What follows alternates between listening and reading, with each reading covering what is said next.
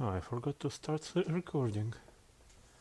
Since we already began, that's not the worst way to wake up, I suppose.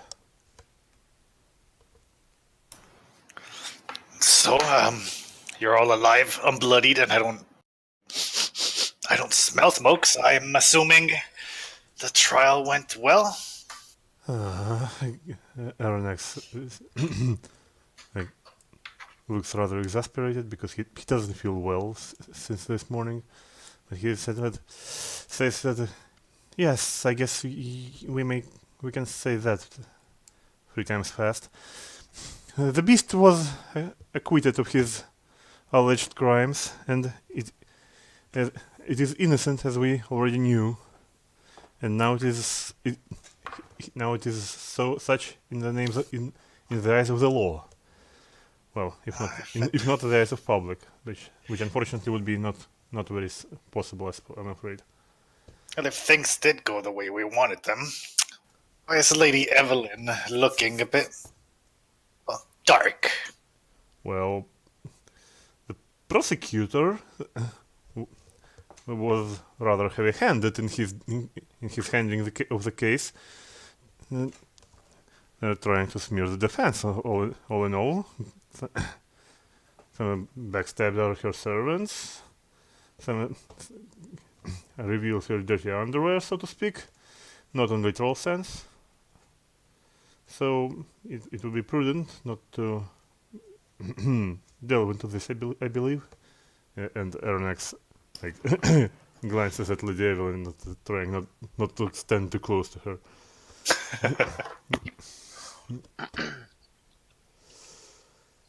Evelyn just maintains her poise. Hell hath no wrath. It's nice to be on your side.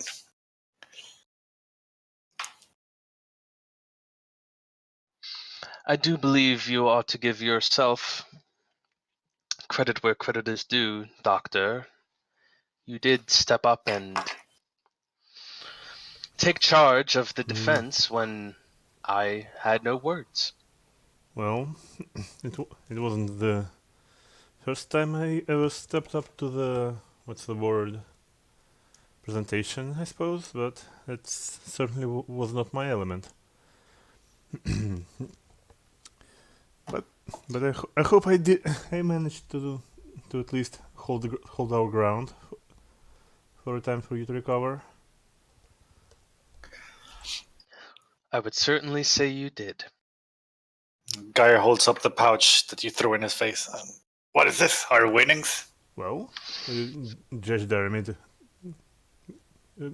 keeps her promises. Wait, you mean this is individually? Oh, yes. I mean... Yeah, Geier's never seen that much money. Well, don't tell me you've never seen that much money before. To be honest, I've never had much use for money. I don't even know what to do with this. Does anybody need it? Well, I mean, I will never turn down money, but I think it would be prudent for you to find use for it. I would always be happy to keep it in safekeeping for you, Geier. I think that would be more prudent. Last time I had money, I wasted it all on holy water. Well, not much good that did for us. Well, it did save our lives at one point. Did it? I don't know. It was a long time ago. I tried to forget that as a horrible nightmare. The Arrested Development Ron Howard voice. It didn't.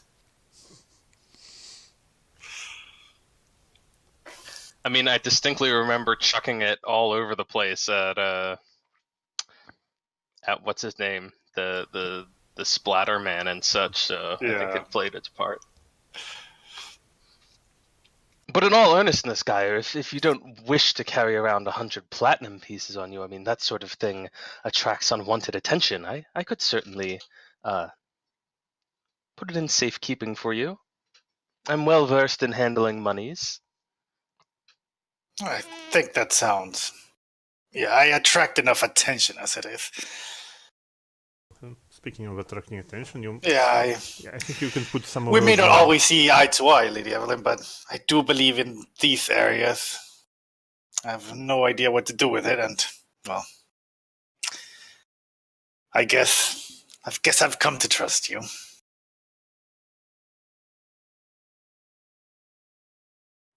And I think I shall only come to trust you more while I hold your money. Yeah, this whole, like, holding him ransom is flying right over his head.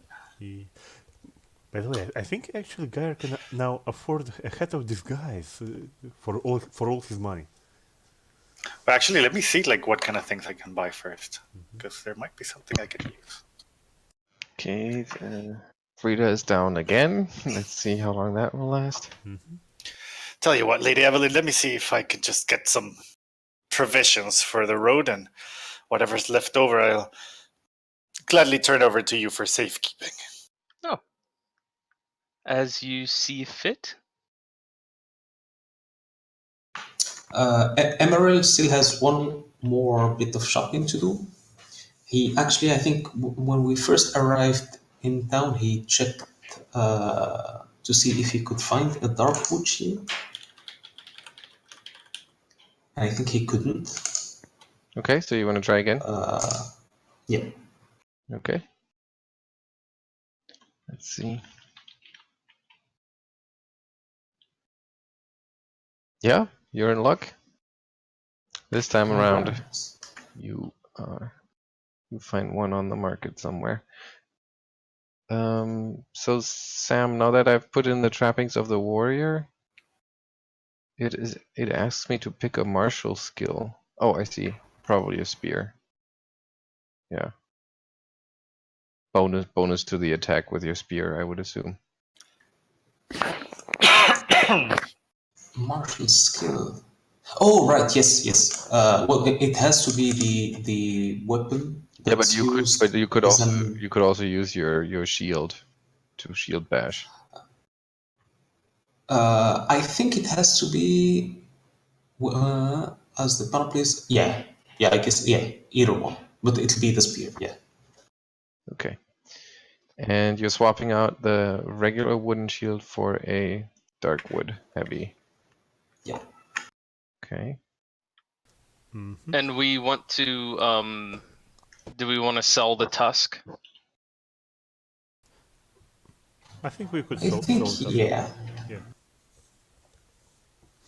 Okay. Meanwhile, if this day still lasts and Emaírel goes shopping, then I think Arronax also will go shopping a little bit, and he will buy himself an ordinary chain shirt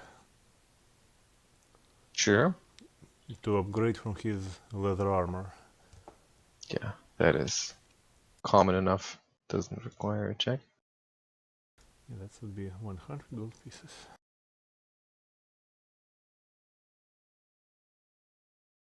Other than that, I don't think I need anything else.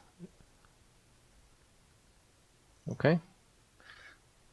And Evelyn, when she's not busy attending to other business, is going to bring that mammoth tusk to the auction house and see what sort of price she can get for it there. Okay. Can you help me out where you got that from? There's the one from the Vorstag and Grind's tower. It has the 3 scrolls. Yeah. Or it's basically 3 scrolls.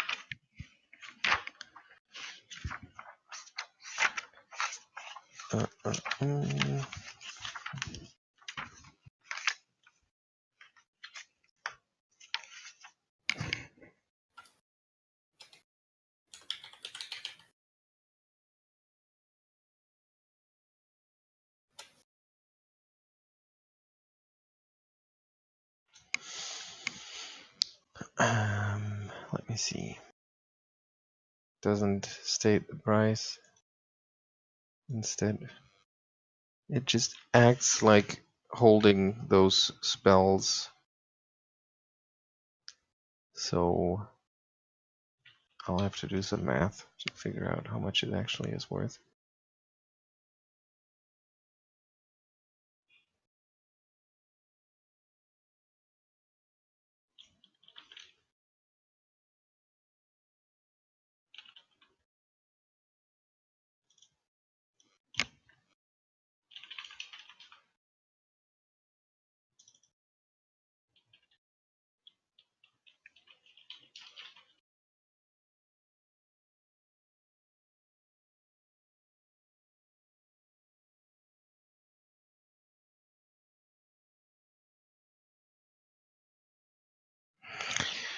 It is worth 612 gold pieces, and that's what you get for it.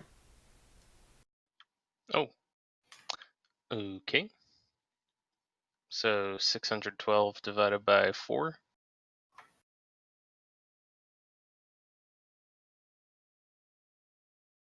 We each get 153 more gold pieces. 153.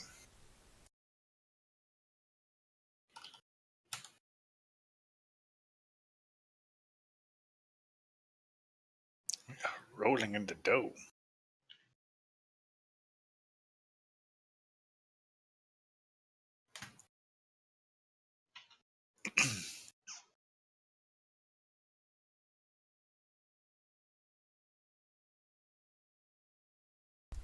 I can spend it in time as soon as I get more.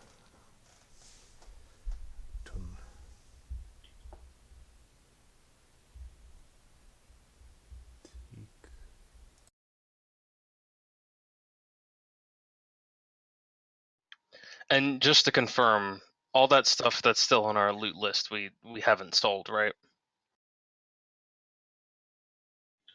Yep. Okay. Alright, we probably should... Arronax probably should unload all those vials of liquid ice that he appropriated from Warstock and Grimes.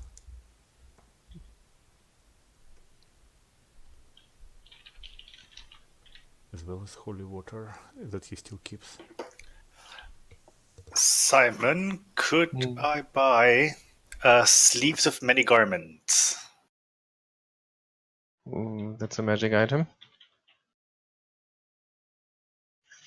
Sounds like. Yes, no? Yeah, I think so. Yeah, it is. Yeah. What level is it? Woodcastle level? First. Oh, okay. Yeah, you have a good chance of that being available. But alas, it's a very specific item, and you don't find anything like that.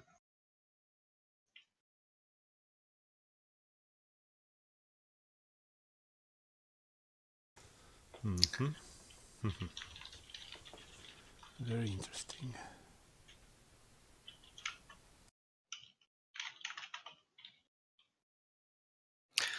And okay.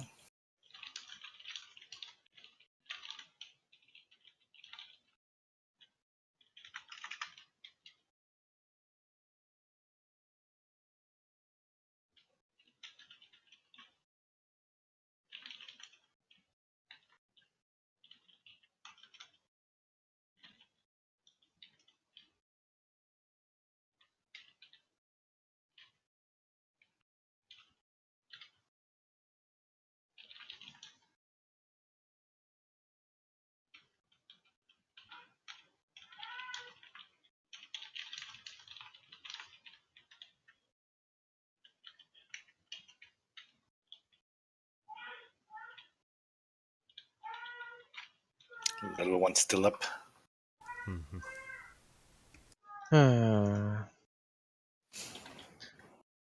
Yeah, I'm gonna have to get back there.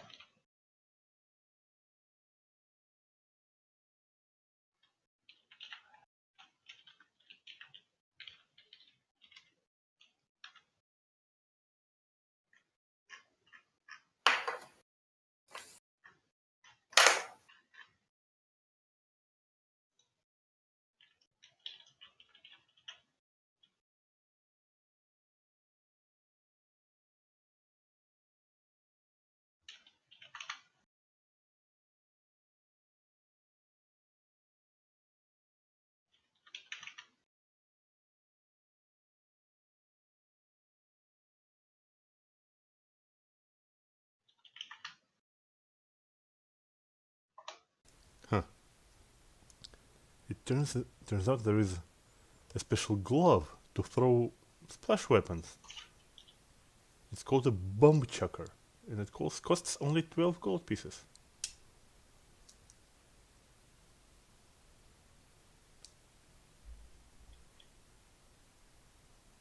Huh. What does that do? It increases range by 10 feet of any splash weapon.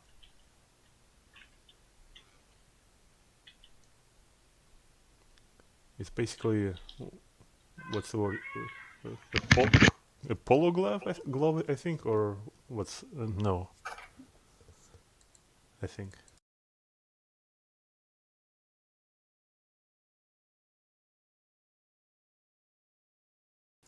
Nope.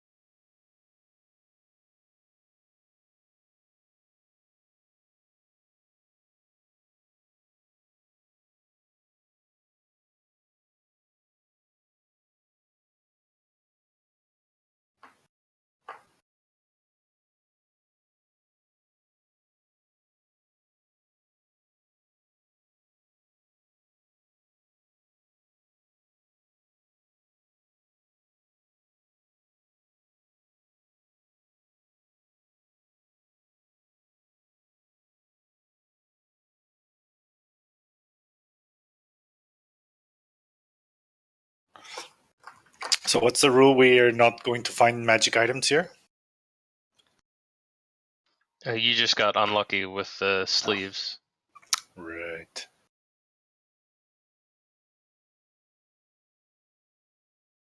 Well, I don't know what else to get.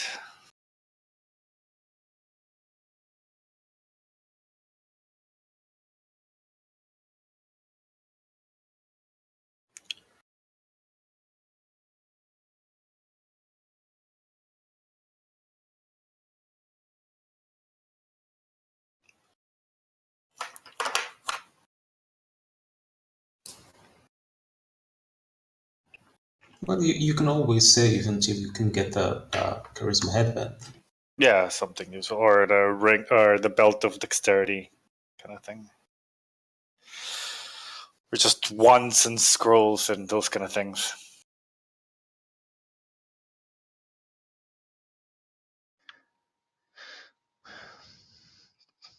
I don't know, if Aronax is healing bombs, maybe it's not as pressing, but I will say there is only one charge left on the Wand of Cure Light Wounds.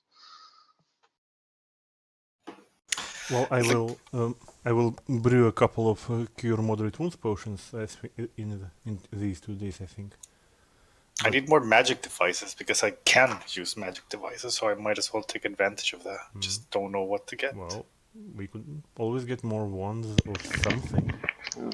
Sorry guys, I can still hear her on the baby monitor. I don't feel like it makes sense to start while she's not completely down. That's alright, we're metagaming Yeah, at the moment. We're Just planning, getting gear and stuff, so there's no hurry. And Okay, I'm good. trying to find how the ball checker glove looks like in real life. I definitely have the image in my mind, but I just can't put it to words. Maybe spring loaded. Sort of. Okay, while we are on the issue of metagaming or bookkeeping or whatever, I will need 42 saves from Emaŕel, Arronax, and Geier. Yeah, about that. Uh-oh. For the very first night, right? Yes. For the next morning, more like it.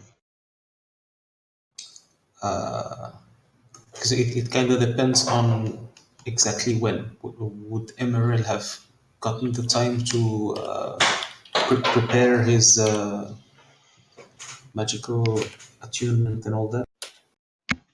I mean, it represents basically 24 hours. So if you're trying, if you want to use a spell, and it won't work to give you a bonus. Lovely. Okay. Well, it's not a spell, but well, I'll take it off. What is this for again? Horrible diseases. Okay. So, EmaＲel, you wake up the next day and you feel much like a weight has been lifted off your shoulders. But Arronax and Geier, you still feel feverish. You feel sick. You're starting to smell bad, even though you may or may have not tried to wash it off, but you just carry this rotting stench with you wherever you go, even worse than normal in Geier's case. I see. Oh, you guys have ghoul fever?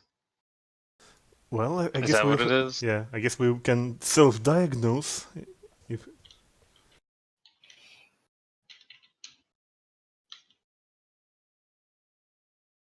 So, anything you want to do about that on that day, or are you well, gonna if work it out? Yeah, Geier's gonna try and find someone to cure him. Mm-hmm. well, I suppose that is true. Let me see. The remove disease. I think it's 3rd level, right? Probably.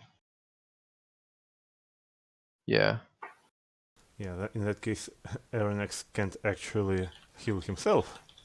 In which case, he will probably join Geier. Okay, so but you're looking for a magical way to get rid of. Well, it seems that Just Pharasma, any way yeah, to get rid of it. it seems Well, that which is Pharasma your is very first choice? Huh? Which is your first choice? Well, as I wanted to say that Pharasma seems to be kind to us lately, so we might as well go to the Temple of Pharasma and ask for the cure, if clerics are available. Sure, they are available, and it's a 3rd level spell, and one that is probably fairly regularly petitioned for. So I'm sure they have it prepared already. That is 5 times 3 is 15. That would be 150 gold pieces per casting, and they can't guarantee success. Well, that's life, I guess. But if you're willing to pay more, they might get a more powerful caster to try, but they would still not It's understandable. guarantee it. How much did it cost? 150 is the baseline, and for each 30 more, you might get a better chance of actually getting cured. Well, we have money now, so Yeah. Okay, so you both want to buy which one? The basic one? I think we can. I'd say the deluxe. Geier has spent the whole night feverish and throwing up and looking even more miserable than usual. So yeah. Yeah, and Arronax doesn't really want to become Geier, so he will probably pay for the higher caster levels, and higher caster level that would be probably +2, right? So Well, it depends on how much you're willing to pay extra. For each 30, you might get +1. yeah, so Arronax will pay 60 extra, so it would be 210. Okay. Geier the same. Okay, so 210 each. I'll start with Gaia. Let me see, that's the DC. Oh, for some reason my Chrome is not showing me. Ah, there we go. Okay, Gaia. While... Oh, right, I'm not all there yet. We totally forgot to actually inflict damage on you guys. So all that fever and stench means 1 point of Constitution and 3 points of Dex damage for Arronax, and 1 point of Constitution and 1 point of Dex damage for Geier. And Geier, when you pay for the remove disease, the Pharasman cleric casts the spell with almost anticlimactic ease, and it just blows away the fever and with it the stench. But there's still like necrotic oozing wounds, and you still feel pretty bad overall. So what that means is that the ability damage is not healed by that. Well, okay, so it was 1 Constitution and 1 Dex. Yeah, and I have 1 Dex and 3 Dex and 1 Constitution, right? Yes, and your spell is cast, and you are cured as well, but you still suffer from the ability damage. Well, yeah, if this something goes like this forward, I think I will become a frequenter of this temple at one point. Yeah, Simon, is there any way to put that damage on Hero Lab? Well, yes, you go to condition, I believe. Is it a condition? I'm in condition and I can't see it. No, it's in adjust, and then conferred ability adjustments. And no, that's not where it is. It's other adjustments for whatever reason. And then you have ability score damage, and you can add that, and then you can choose how much and which ability to damage. 1 Constitution and 1 Dex, right?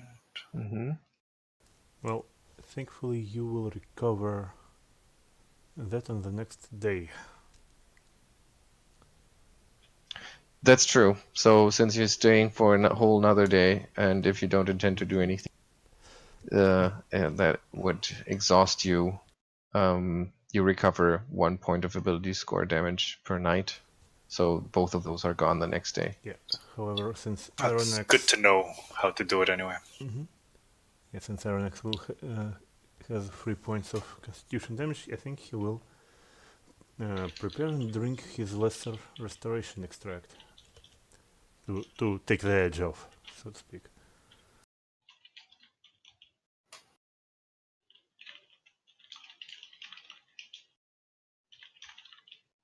Oh, it doesn't roll.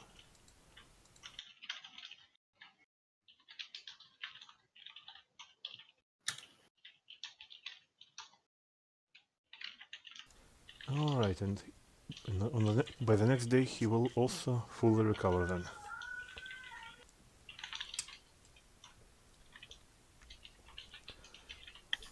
Okay, and with this unpleasant episode behind them, he probably will go on brewing some healing potions.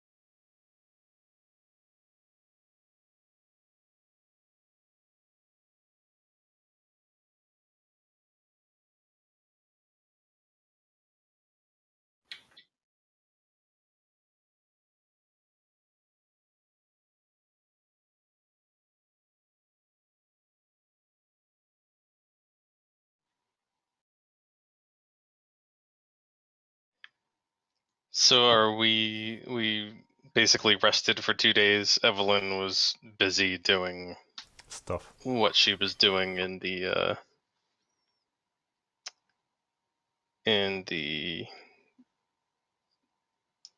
thing I wrote up. Well, Simon and I wrote up, but Where do you find that kind of help? oh, around. You know how it is.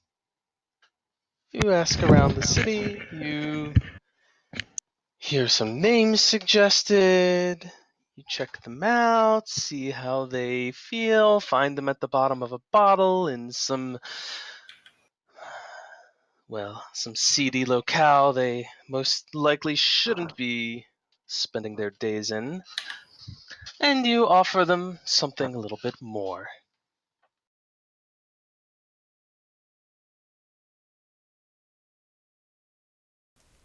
So that's how the gear works in this chart sheet.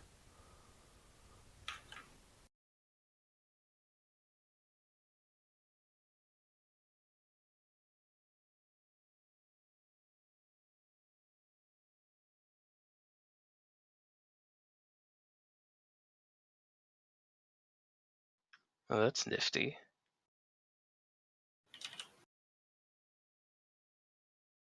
Do you just click on the item for it to do that? You click on the eye next to the item. And it automatically recognizes that it's a potion and it should What? roll. No. I put that into description and double brackets.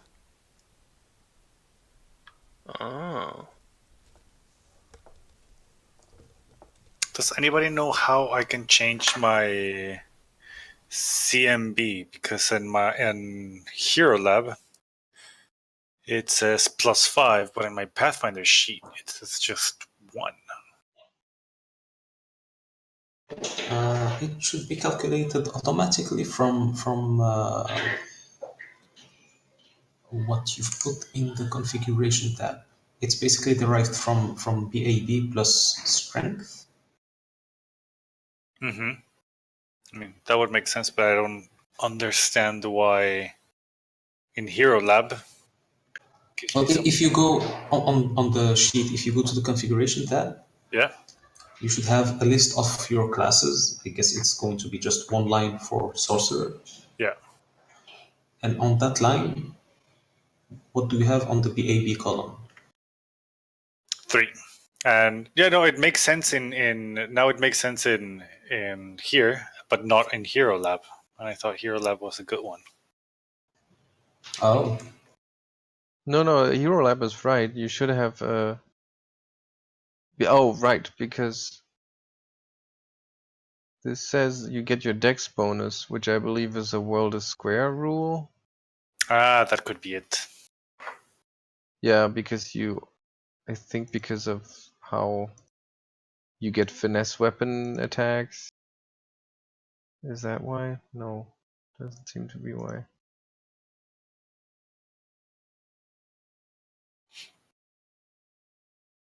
Oh, you have agile maneuvers as a bonus feat. Yeah, it's a feat. Yeah, so I have that from my monk days.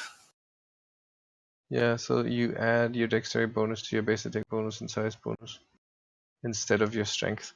So I think there is a way to do that on the sheet. Square yeah, brackets. if you go down to attacks, and it tells you which ability to use for which kind of Ah, yeah, here we go. attack. Dexterity. So that should be dexterity, exactly.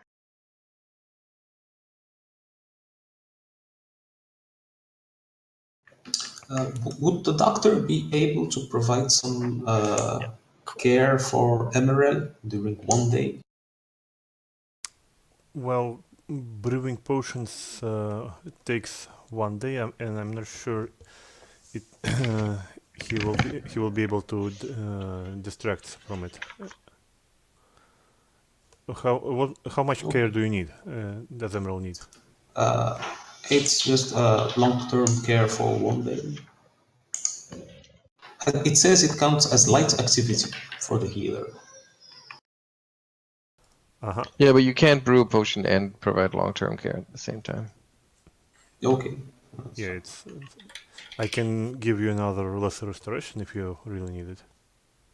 No, it's hit points. I guess EmaＲel will just take the second day completely off and do full rest. Well, I mean, Arronax can give him cure moderate wounds extract if he, because he still he needs only one per day to brew a potion, and he can prepare another one. An extract, yeah, would be great. Yeah, sure.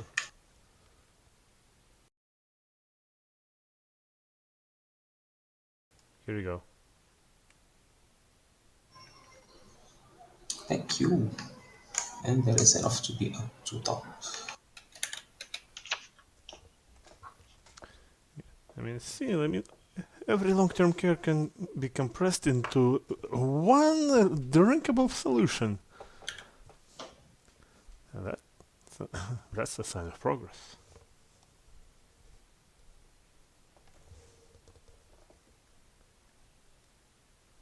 Soon all these hospitals would be obsolete.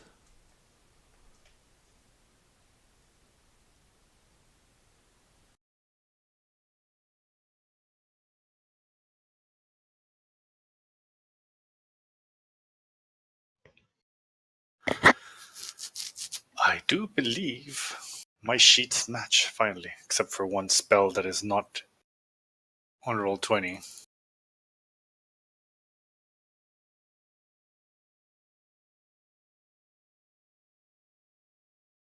Praise be. Mm-hmm.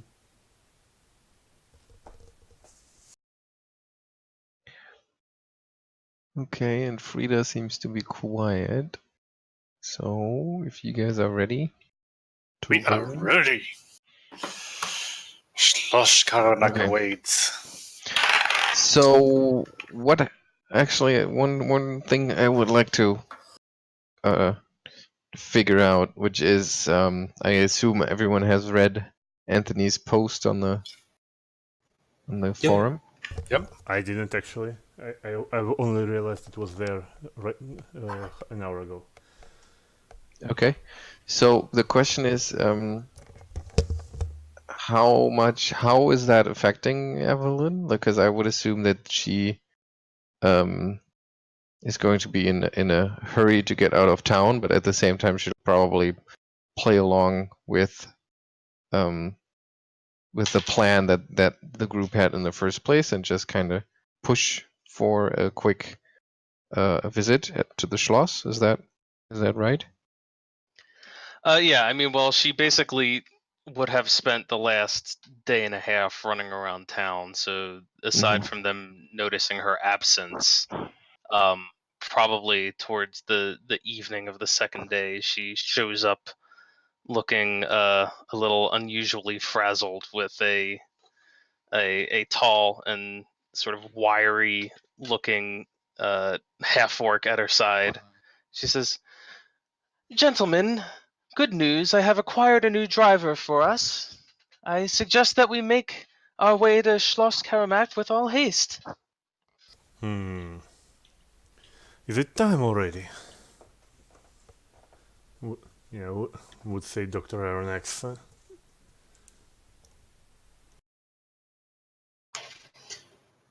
Well, we were given our invitation to visit the beast's father a couple days ago, and I dare say it would be rude to keep him waiting. So, pack up your things. Yes, I do believe we've overstayed our welcome. I was never well received here in Lepidstadt, and I don't believe previous events will change people's minds. Simon, last thing, I would like to get a Pathfinder's kit. Assume that's kind of like all of Geier's, the rest of his belongings. Say goodbye to Father Grimbarrow. That's it. You left Grimbarrow in Ravengro. Oh shit! Yeah, sorry. All right. That was. You can always then just get like him. His belongings, which is basically a Pathfinder's kit that I will pay for. Mm-hmm. A Pathfinder's kit. Yeah, it's Where's that from? here. What source? It says here. Oh, it doesn't say. I scrolled down, but it doesn't say. Just it kind of looked like a balanced one. What's in it? It's from Ultimate Equipment or Pathfinder Society Field Guide. It's basically just bedroll pouches, It's not that stuff to special. write with. Claymore It's dagger, on- 2 fish hooks, flint and steel, a sewing needle, a signal whistle, 50 feet of string, 50 feet of thread, a water skein, week's worth of trail rations, a whetstone. It's a bunch of mundane. Yeah, it's just basically like all of Geier's belongings. Okay. All right. They have those for every class, and they're more like for first level characters. Oh, okay. Oh, it's like one of those kits. I see. I thought it was something with like a wayfinder and stuff. No, it's just it's junk. Okay. So you grab that and go on your way with your new driver, and apparently no questions for Evelyn whatsoever. Well, she is a private person, and we respect her privacy. Sure. Geier already asked like where she found this new help, and got an equally vague answer. I see.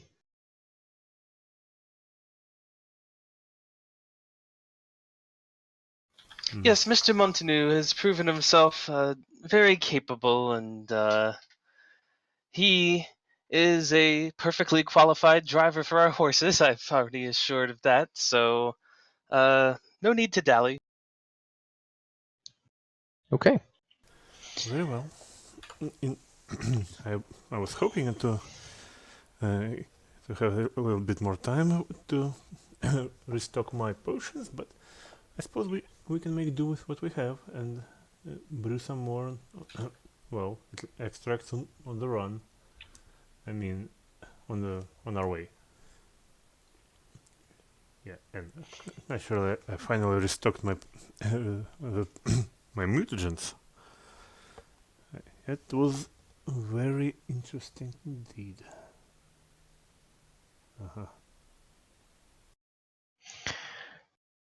So you head on out, leaving Lepidstadt behind, and head for Schloss Karomark, which lies some 24 miles north of Lepidstadt, and a little bit to the east, in a rocky gorge at the edge of the Dippelmere swamp.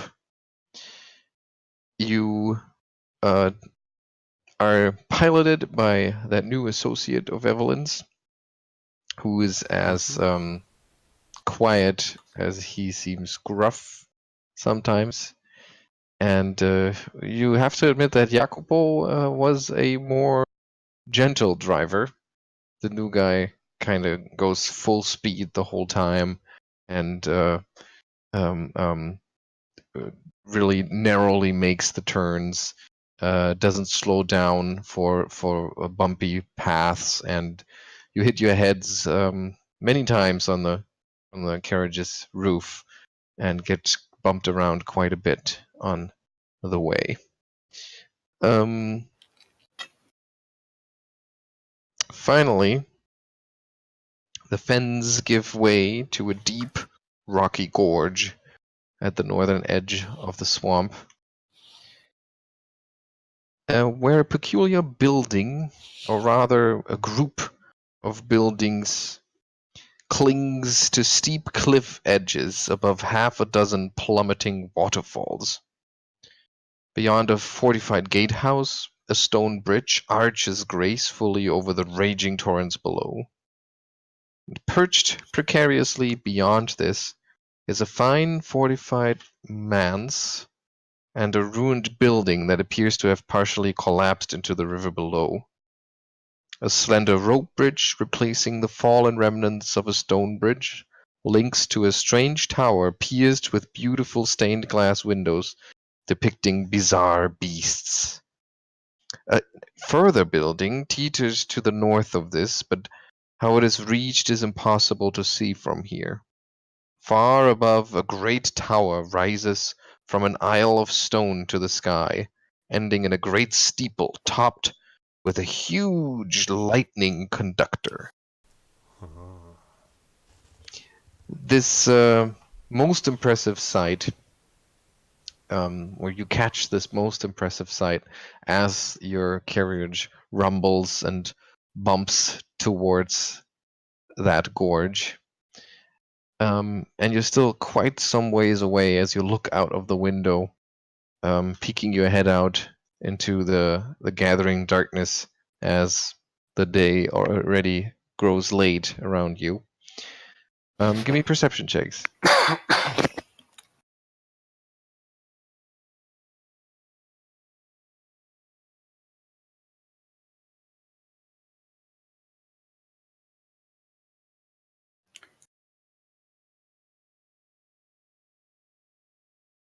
Okay.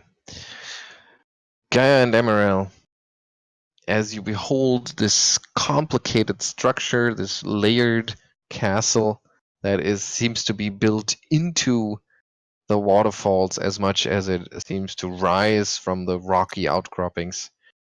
You squint and you stare at that gatehouse because something does not seem right about this place. You don't see any lights, which should have already come on. And you don't particularly hear anything. You have a hard time seeing this far, but the wind carries a smell. A smell of garbage and rotting, unwashed stench. Lady Evelyn, not to insult your new help, but are you sure we're in the right place? Evelyn will lean her head out the window and say, Mr. Montanu, are you quite sure that we've arrived at the Schloss Karamak? And the driver think of several other words that start with SCH that are more appropriate, like Scheiss Karamak. And the new driver just nods and grunts. Yes, just like the lady wanted. Oh, well, see? Well, Mr. Montanu says we're here, then we're here. you place in... Doesn't look very well kept. It looks dead. I mean, honestly, what did you expect from the creator of the Beast of Lepidstadt? Some, Well, I would expect... fairy tale abode? I would I expect just for him to expected be alive. perhaps lights, Yes. signs of life. Unless the creator decided to join his creation in being a rather eccentric creature. So, let's put it mildly. But I suppose we won't learn it if we stay in this cabin. So, and with this, Arronax will step out of the carriage.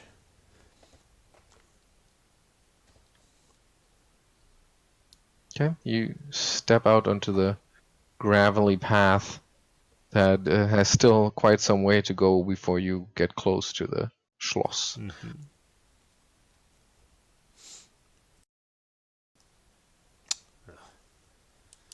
Now, this is... I hope this won't end up to being in another Harrowstone. I must confess I had plenty enough of abandoned huge buildings. Oh, well, you're in the wrong country for that. Don't need to tell me that. I was born here. Yeah, I don't suppose you've been much outside of Lepidstadt. And what's wrong with that? Well, I tend to agree with you. I've only just heard. Well, I guess we should go forth then. Let's. So what's your approach here? Well, Yeah, we approach regularly. So you we approach the maintain? Schloss, make an entrance, Okay. announce or... So you walk up to the gatehouse. Evelyn is dressed to impress. Yeah, Arronax. Geier is dressed. Yeah, Arronax is also dressed, for once in clean clothes that are not mucked in swamp or not torn by ghouls. Just clean, mended clothes.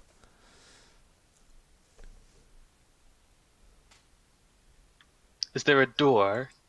There should be. Give me a second here. Give me another round of perception checks.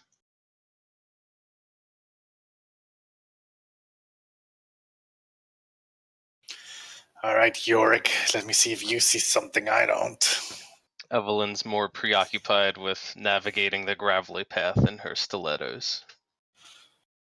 I think this is the equivalent of a corpse, Yorick. Geier says to his bird.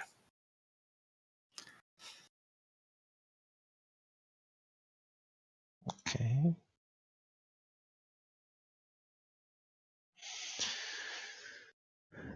Okay. Yeah. So the smell is fairly noticeable at this point, even to Evelyn and the doctor. Every now and then you get a waft of that stench. And then as you move even closer, you spot something in the distance. Something moving at the base of the gate house, that has the gates securely locked, obviously. But you can't quite make out what it is.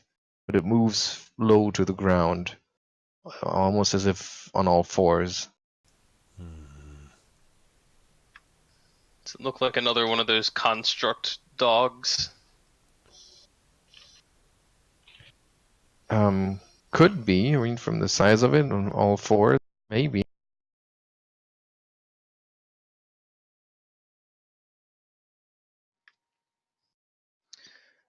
Gentlemen, perhaps a degree of caution is recommended. What do you mean? We're invited guests. Oh, I don't know about all of you, but we were uninvited guests at the Volkstagen Grinds, and we encountered that guard creature. I'm inclined to believe that whoever's capable of producing something like the beast could also develop a being such as that one, so... Certainly, but they wouldn't turn it on us, would they? We saved a creature's life. The beast we saved, but his creator... Would surely be grateful. If he's alive.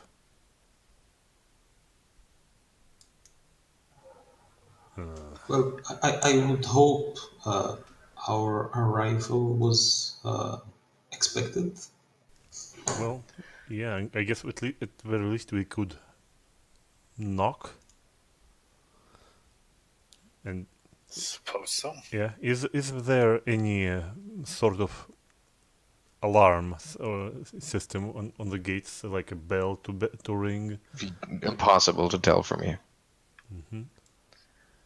Doctor, why don't you go investigate? Me go to investigate? Of course. I mean, so why don't the men of science go investigate? I mean, sure, what could possibly go wrong?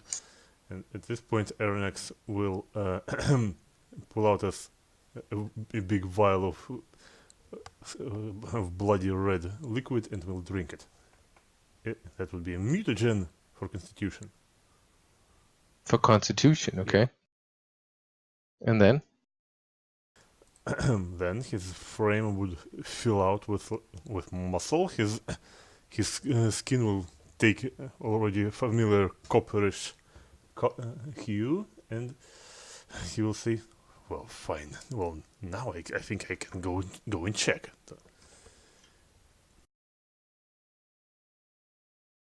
Good man. Yeah, -2 to my charisma, +4 to my Constitution, and more importantly, +2 to my natural armor. Okay. And I will roll for unstable mutagen. 6. Oh, I don't get my penalty to my charisma. Wonderful. Nice. Okay. And then you just walk straight up to the gate. Yes, and with a shot of what's the word? Confidence. Yes, that would be confidence. Okay. Liquid confidence. He will stroll forth and look inside. Okay. What's your stealth modifier? To be honest, I'm not sure. I'm trying to be stealthy, but my stealth modifier is -4. No, yeah, I know you're not trying to be stealthy. I'm just trying to determine how at what distance they become aware of you. And since you have -4, you're not particularly stealthy, which means you should be a fairly easily noticeable creature. Yeah, Dr. Arronax is also bright red. And over 2 meters tall. Yes. 10. Okay, so what happens is you're still almost 100 feet away from the gate, and as you lumber up that path towards the gate, in fact, you haven't even left your friends that far behind yet, when at the gate those two low shapes all of a sudden freeze, and then they kind of perk up, look around, and you can see them more clearly. They are hound-like, but they are certainly very different to that flesh golem dog that you encountered back in Lippichstad. These look like feral creatures, with somewhat trollish features, oversized jaws, and as you realize in the next few seconds, a baleful howl. Initiative, please. Oh.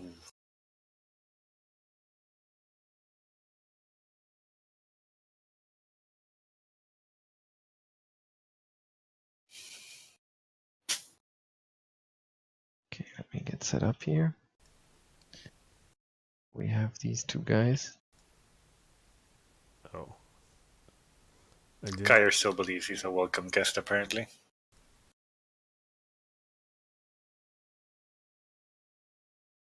You have a +5 to initiative? I do. I have a feat.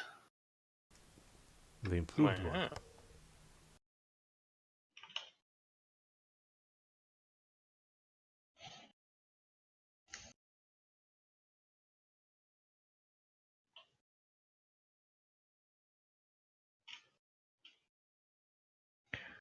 Okay. Yeah. So they start howling, and their baleful howl echoes through the gorge, and even drowns out the rushing sound of the waterfalls nearby. And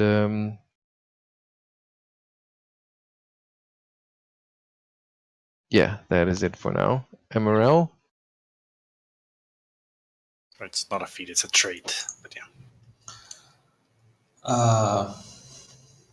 Are they close enough that I could identify them? Mm, Or I guess not, because we didn't really yeah, notice. exactly. You weren't really able to identify them. In Before. that case, Emaírel is going to step forward.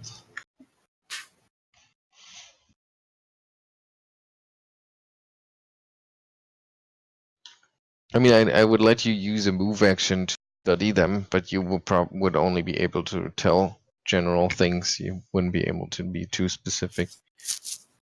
He'll just take a double move and use that to draw his dagger and shield. Okay. And that's it. From this distance, is it close enough or not? Still not? 60 feet, it's like 12 meters. Yeah, give me a knowledge check. Which one? Oh, right. Knowledge Arcana, in fact.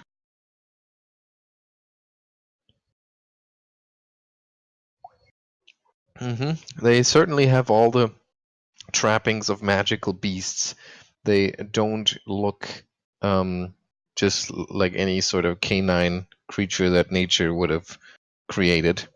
Because their anatomy just doesn't make sense. They have these long spikes coming out of their spine, which looks sort of reptilian, but then they have fur and more wolfish features as well. And they have tusks almost like a troll, including the pointy ears. So they're like troll hounds. You would call them a troll hound. And what is particularly unsettling is that they actually wear collars. Oh. The other trollhound howls as well. Geier? I think you skipped the doctor. I did? I did. think you did. I did. Sorry about that.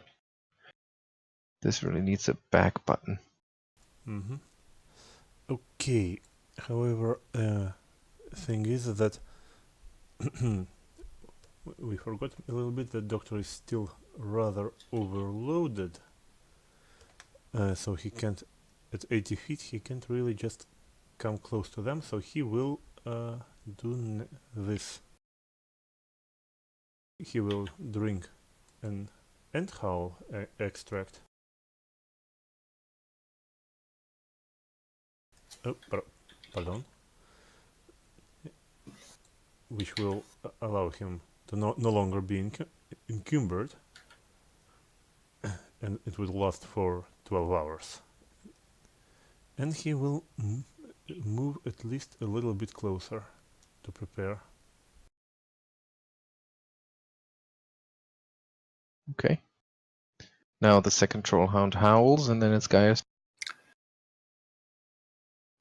Geier would also move. Well, what's the distance again? Is the distance that it is on the map.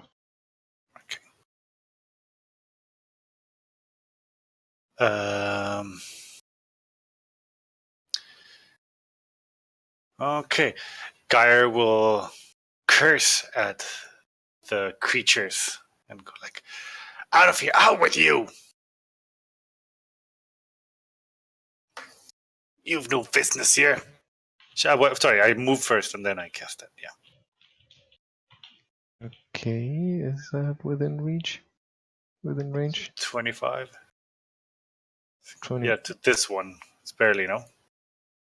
Did you measure? Doesn't look like 25. The squares are 10 feet. Oh. Then I don't think I will reach, and then, no, in that case, I will not move that far ahead for my comrades and just, stay there. Okay. Evelyn. Yeah, Evelyn is just going to move up a little closer.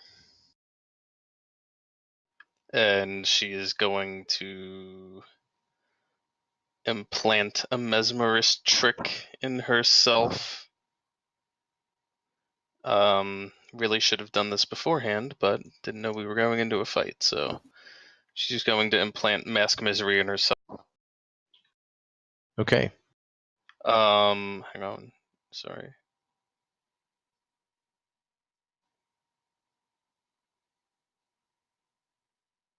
Okay, yeah, that's all I can do. 30 feet and implant it. Okay. Excellent. Emaírel and Dr. Perception checks. Geier, you're kind of around the turn still, so you won't really be able to see it properly. Okay, Emaírel, you can clearly see movement behind the very narrow arrow slits that are built into the gatehouse. Same goes for Doctor. Something is rushing upstairs towards the battlements of the gatehouse towers. Okay, give me a second here.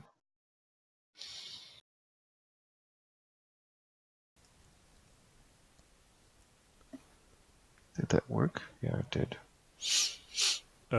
If it's alright, then Arronax will try to yell as a reaction that we were invited! We mean you no harm!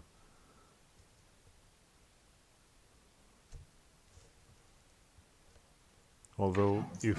That is what you yell, but instead of receiving an answer, one of the troll hounds all of a sudden starts yapping and flailing its legs and comes charging towards you. Yeah, apparently they don't care. Can it charge you? Oh, this one. Yeah, it even has enough speed to do that, so it comes barreling down that path and charges the Doctor.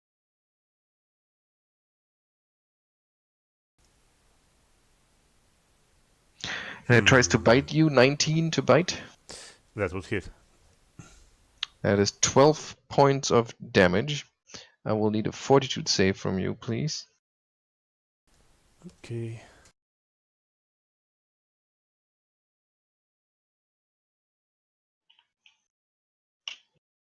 Okay. And the 14 against your CMD is not enough, I would assume. My my CMD is where is my CMD? Oh, yeah, my CMD is 15. Okay. Oh, actually, but because of the charge, it gets 16. So it comes running down the path, and it kind of cannons into you, biting you, and in that using all of the momentum, knocking you off your feet, tripping you prone.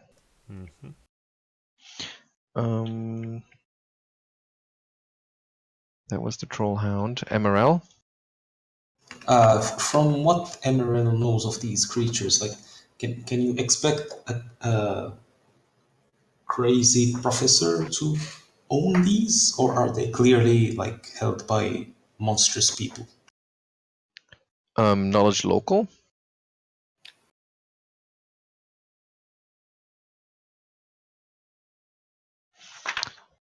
Well, no civilized person would want a pet like this, but then again, a crazy count living in the sticks may not be the most civilized person. Yeah. Okay, so Emaírel is going to take one 5-foot step, and then he's going to stab this creature, or at least attempt to.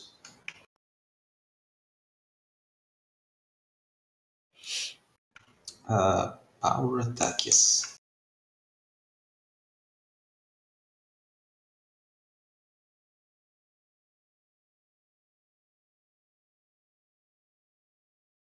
Yes. There it is. Oh, wow. So you started off with a critical hit for 22 points of damage. And then follow up with another critical hit. Do you have 2 attacks? Yes, I do have an iterative. Okay. And the second attack, so basically, I guess when it charges the Doctor, you cleverly wedge that dagger into its side, and it kind of, you use its own momentum against it that way. And then with a second attack, you twist the dagger and rip it up towards the creature's spine, and you cut it open, and it spills guts and greenish innards as it goes down. That sounds exactly like what a smart elf would do. Precisely. Doctor, you're on the floor and you're covered in dead trollhound remains. Yeah, in that case, Arronax will get up. As a move action, he will shake the guts from his newly cleaned clothes. And said, "Dear Emaírel, did you just cut apart this trollhound with your single dagger?" It seems like it. Oh, very well. Well, don't stop now. And as an action, Dr. Arronax will take total defense in case the next trollhound charges him again. Okay, but I assume he gets up too. Yes, he gets up. Okay. All right. So like I said, you spotted movement going up towards the battlements. But then on the battlements, there already is something going on. And from somewhere between the towers, or the battlements on the towers, a crossbow bolt comes flying towards Emaírel. 16 to hit. Miss. So it only hits the rubble next to you, but it lands with a heavy sound. And as you look over, you whistle through your teeth as you realize that this is a large bolt, really large bolt. The other trollhound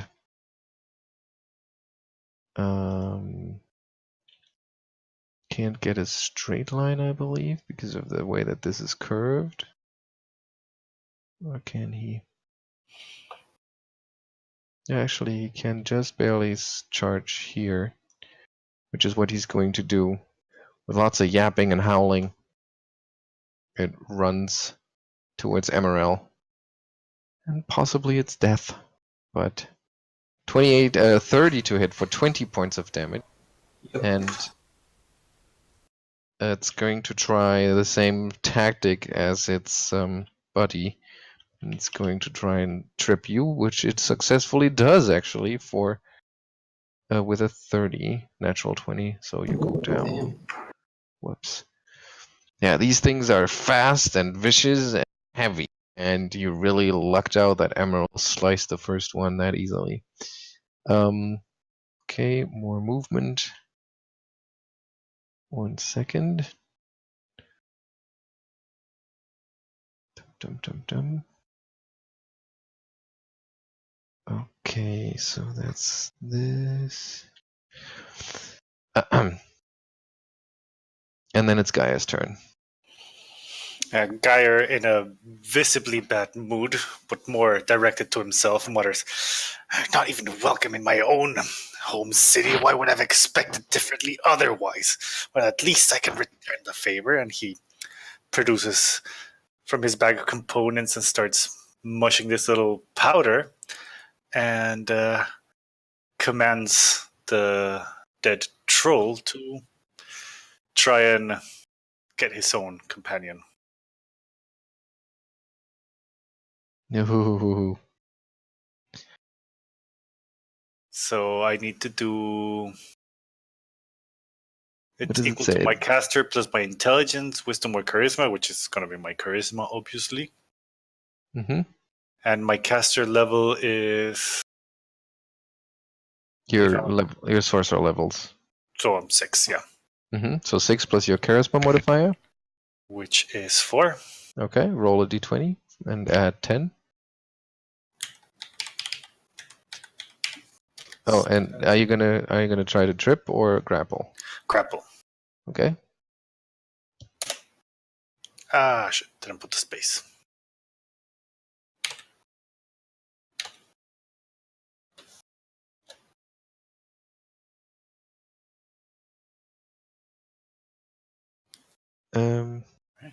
Nice. So the creature is, of course, still a little off balance from the from coming barreling down the path, and it is also very surprised to have its what it thought it was its buddy, maybe even its mate, suddenly rise up, or at least parts of what's left of it rise up and sling its entrails around its legs and kind of make it hard for it to drag move. itself unnaturally in spastic movement. Exactly. So this creature is grappled now. For how long does it have to keep that up It next round? says, yeah, The creature gains until it breaks free from the corpse. Treat your safety C for a spell of this level as the CMD of the grasping corpse. Why is there is no save? I don't. Oh, treat your safety C for a spell of this level as the CMD.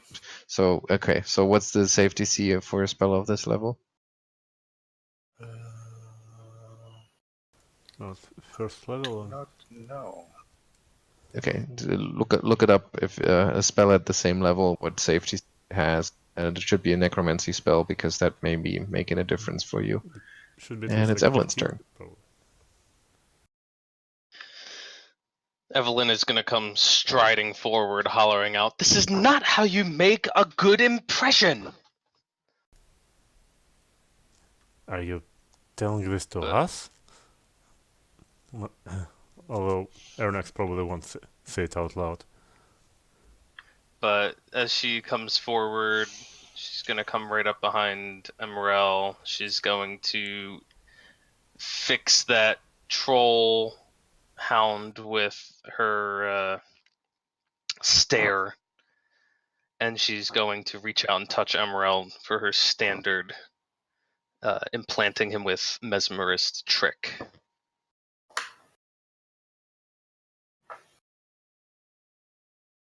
Which one? Oh, mesmeric mirror. Okay. And it's Emaírel's turn. Emaírel will try to stab this creature from prone.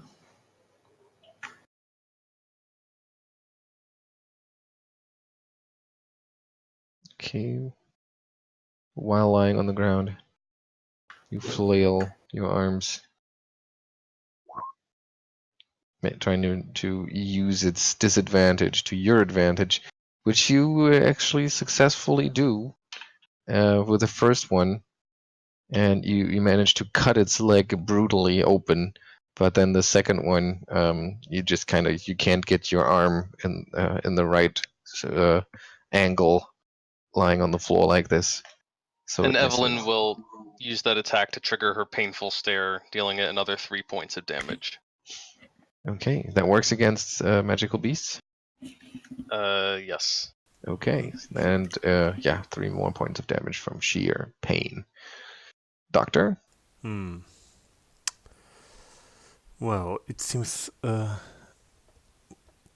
Doctor can't really join Emaírel in stabbing the thing, but he can keep Emaírel rather healthy. He will use his healing bomb on him, and he will exclude from the blast both the Trollhound and Lady Evelyn, and the corpse of the Trollhound, just in case.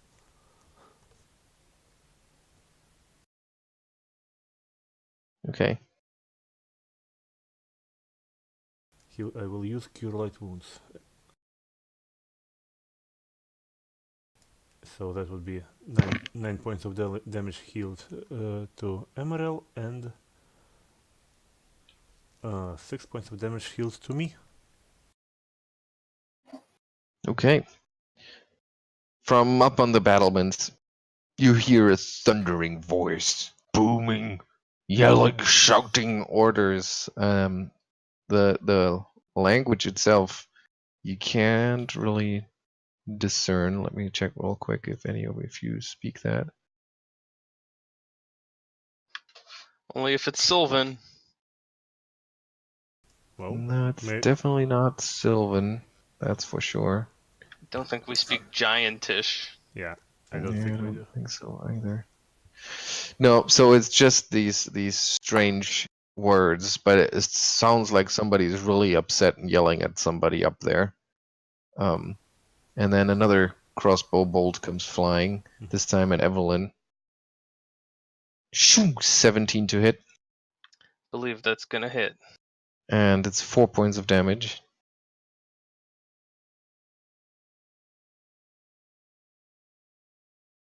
My favorite dress! And the Trollhound is going to try and break free from the grapple. The safety. It's 14 plus spell level, so 15. Okay.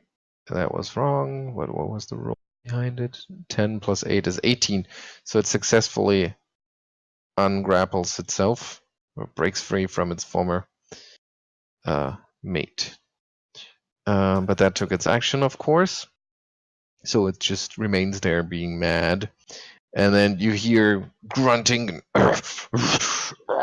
from more voices up behind the battlements, and all of a sudden, giant chunks of rock come flying your way.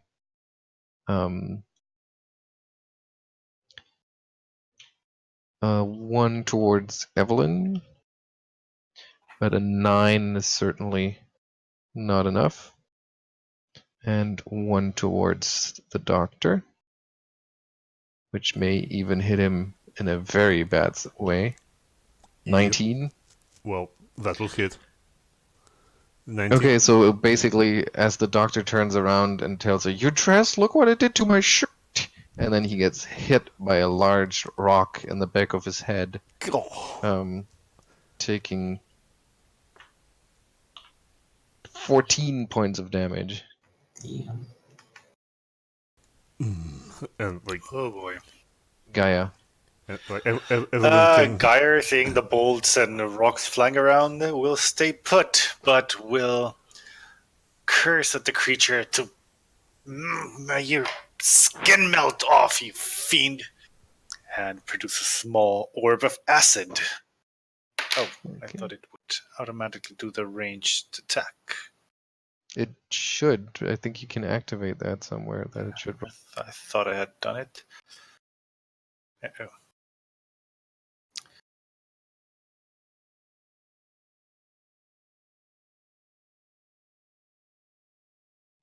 And you miss. That's the third one I rolled this night. It'll come back around, I'm sure, at some point. Evelyn.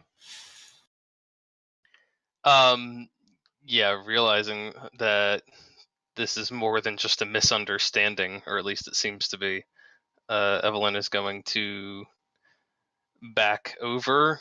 Does it look like she's going to have cover from the towers if she gets next to Geier?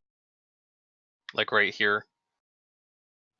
From one of the towers, but not from the other one. The one that where the crossbow bolt came from, you have cover from in this spot. Okay. In that case, she's going to stand where she was. She's going to implant another mesmeric mirror in the doctor, and then she's going to back up and try to get cover from both towers if possible.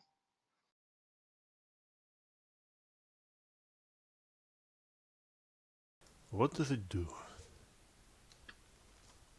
Does she have any cover there?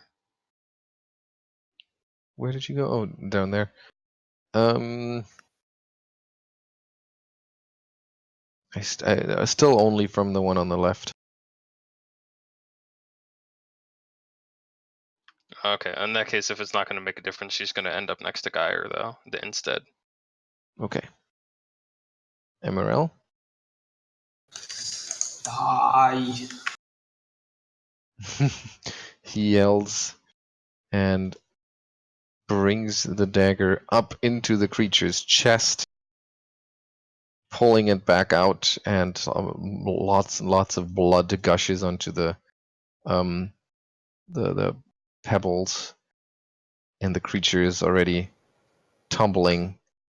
But it Could we have a zoom on the troll hounds? Yeah, can we see the picture? Oh, okay. That's what you mean. Well, yeah. I mean, it's not a secret that they're not alone, but unfortunately, roll into the art as well. Ah, But this is what they look like. Oh. They're disgusting. that's pretty cool. Yeah. Is this guy? And the Speaking troll of- hound, Speaking of spits things some that are blood. cool, Oh yeah. when Emaírel does the damage, Evelyn's going to add 3 more. Mm-hmm. Nice. And that actually means that the trollhound is not just stumbling and tumbling, but actually staggering in a literal sense. And it's coughing up blood, and any sane animal would have already given chase, but this creature is just fierce, and it yells at Emaírel, spraying blood all over him because I mean it still towers over you as you're lying there prone, which is quite a scary place to be. And your second attack misses. Doctor? Well, in that case, Doctor will try to return the favor to Emaírel. He will at first. Well, when he gets hit in the back of the head, his eyes flash with sparks, almost literally from pain. But in the next moment, as a free action, his pain a little bit soothes a little bit as he spontaneously heals 5 hit points, activating his new latent powers. Then he will take 5-foot step a little bit forward. He will draw his masterwork silver war razor that he picked up somewhere among the loot, and he will try to cut this beast apart.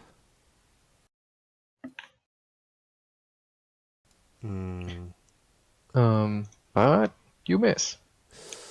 Not quite used to the war razor yet, I think guess. so. It's not his time yet to be a badass finisher of beasts. Well, he was spit at it then. But as you lash out with the war razor, you catch a large bolt in your arm. It That's shatters. actually gonna trigger. Sorry. Oh, yeah. Let me know when the attacks are coming.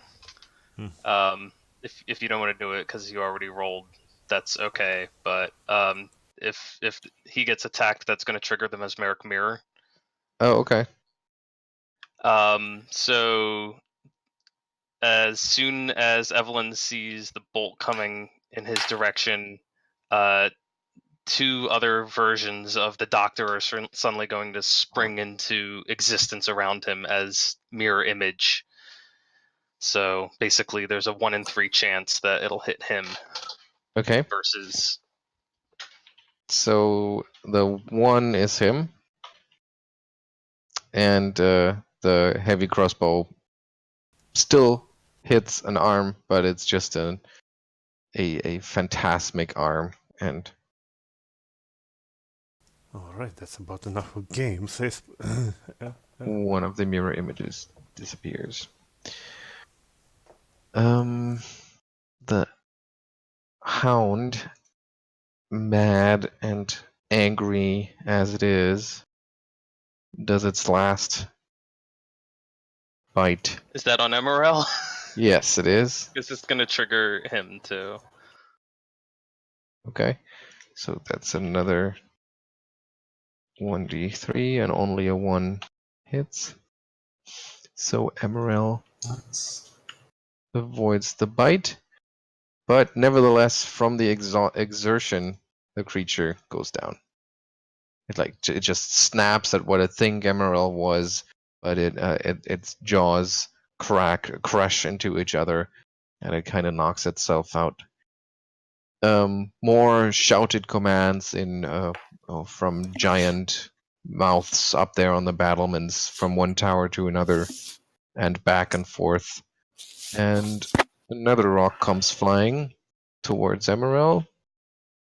It's a 50-50. Well, it misses anyway. Yeah, assume, yeah. And another one towards the doctor, which 15 might hit, right? No, my AC is 17. Thanks. 17. Okay, Yeah, so natural armor. so that. But is that a near miss? That's enough for mage armor. I think it is a near miss for mirror image. Yes. Yeah. So one of them pops, which means you're out of mirror images. Geier, your turn.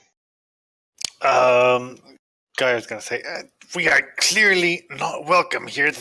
The beast's invitation was moot, and I'm not comfortable going any forward. There's bolts and stones being hurled at us. I think we should get out of here.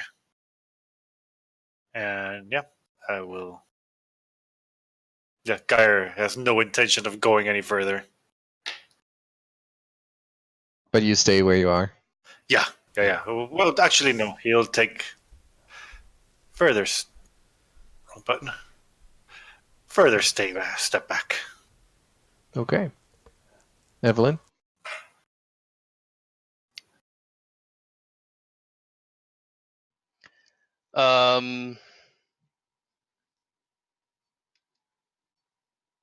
Evelyn's going to turn to Geier and say, "Now, Geier, that's not polite to leave before you've even properly introduced yourself." And she's going to stay put, but drop another mesmeric mirror on herself. That would have been for you if you weren't such a coward. Coward? What are we even hoping to accomplish in there other than fulfill the invitation of the beast for a meal or something? Didn't know we were going to be the meal. The beast of Levish, that was an honorable creature. I can't abide by thinking that he deceived us. Arronax becomes a little bit miffed by the whole situation, and he raises his voice. Evelyn's done for the round. Yeah. Okay. Emaírel? Is going to stand up as a move action. Mm-hmm. Do we see the gates from here? Yes. How do they look? Like barred, open? They're sturdy. You can't tell if they're barred from the inside, but they're definitely sturdy gates.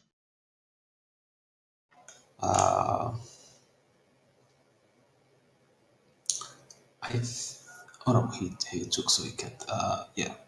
Well, he's going to move over here, and that will be his turn.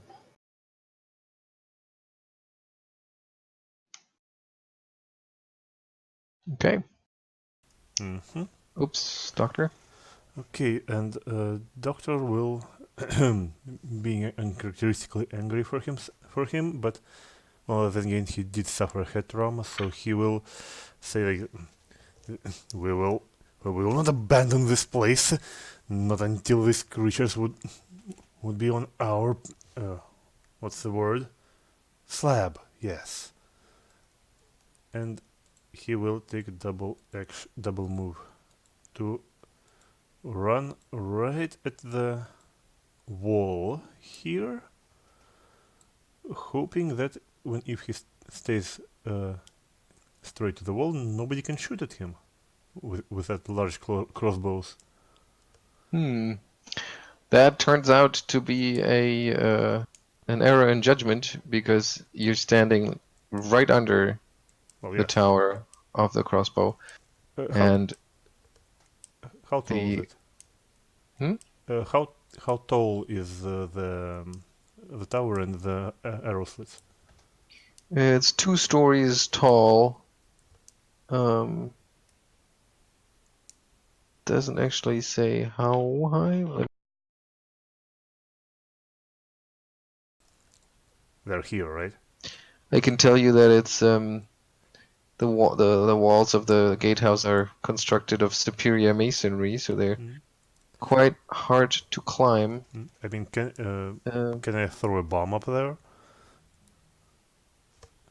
Well, that's the pressing question. What's your range increment? 20 feet, 20 feet. You could try, but it is definitely out of your range increment. Okay. Well, it won't be at this turn anyway.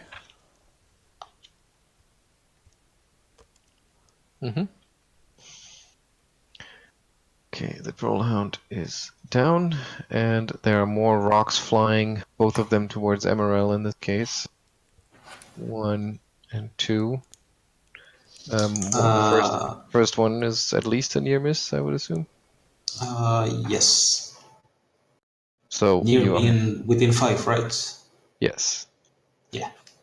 So you no longer have mirror image, and the other rock just goes whistling past. Oops, Geier. You see your friends storm the castle.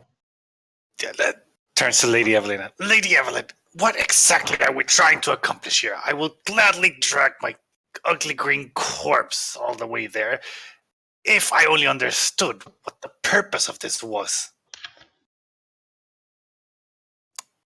And yeah, he still doesn't see why we are doing this.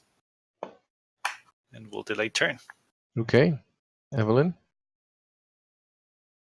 Can't you see that the castle has clearly been taken by ruffians? I believe that whoever lives there may need our assistance. Certainly you would want to help the creator of the beast, wouldn't you? Roll persuasion. Do you want me to? No, but well, I mean, I'm not gonna say anything. We'll see when my turn comes. But it was a very moving speech. So the creatures in the towers, they're shooting like through arrow slits? No, between or they're just on top? Yeah, it's a crenellated tower, and they seem to be standing on shooting from between the battlements. You could take a move action and study the top to see who or what is attacking you. Okay. Damn, still so far away. Evelyn's gonna move up 30 feet.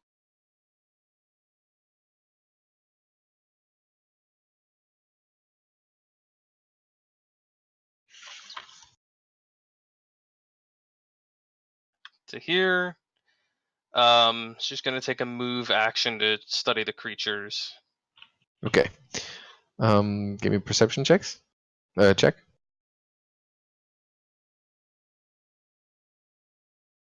Yeah, you take a move action, and you can see them as they peek out to pick their targets, and they are in fact trolls. 3 of them. One of them seems to be their leader. Looks even more fearsome than the other 2, but the other 2 are already giant, terrifying monsters. Can I? There's one on the right-hand tower and 2 on the left-hand tower. Okay, and where's the leader on the left? That seems to be the one with the crossbow, which is on the. All right. She is going to. Well, she'll fix. Well, no, we're too far away. But she does have line of sight to all 3 of them. Yes. Well, yeah, but they have cover, if that makes a difference. Right. Okay, that's it for her turn then. She used 2 move actions, so. Okay, Emaírel. Emaírel is going to take his whole turn to run towards the gate. And that should be just enough movement. Okay. Doctor? Okay, so 25 plus 15, that would be 40 feet, right? Would that be enough to get them, or it would be too low? 40 feet still seems too low for a too tall gatehouse, but I don't have a good intuitive idea about feet, so Yeah, I know. I'm open to suggestions. Well, But I wanted to check my summon nature's ally up there, but although 40 feet is like 13 meters or something like that. I have a calculator here open.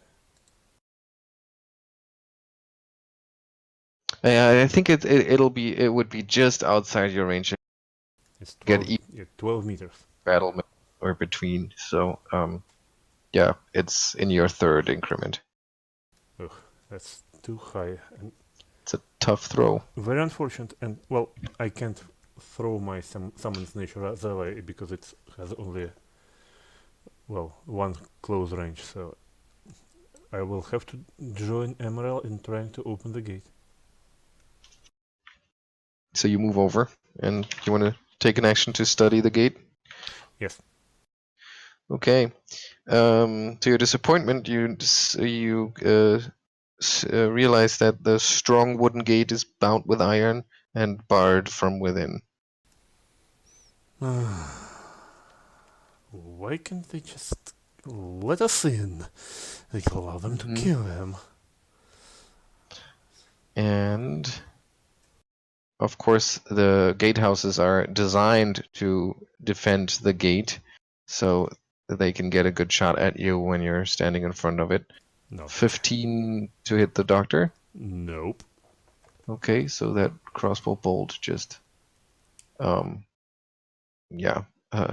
itself into the ground. And more rocks come flying to Emaírel, and one for Doctor. Both of them miss. Your weapons are useless! My Dr. skin is Emaírel, reinforced by my science! Dr. Emaírel, give me perception checks.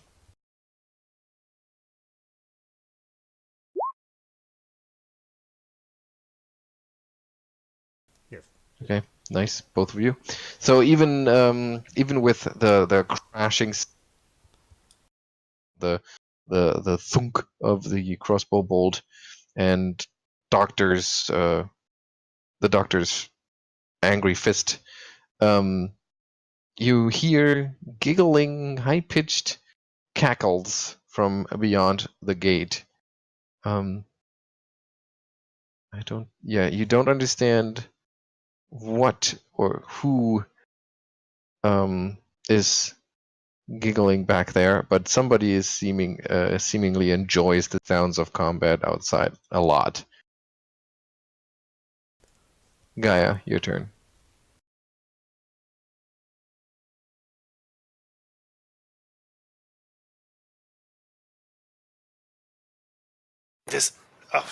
Push the talk. Geier will grumble, like his full distance here, saying, like, I'm only doing this on the pretense that we are indeed helping the beast again, and this is not some sort of trap. And he will cast... He will stare intently at the distance and summon 1d3 ravens. Oh, it didn't do it. I thought I had done it. What kind of action is that? It's a spell. I mean the casting time.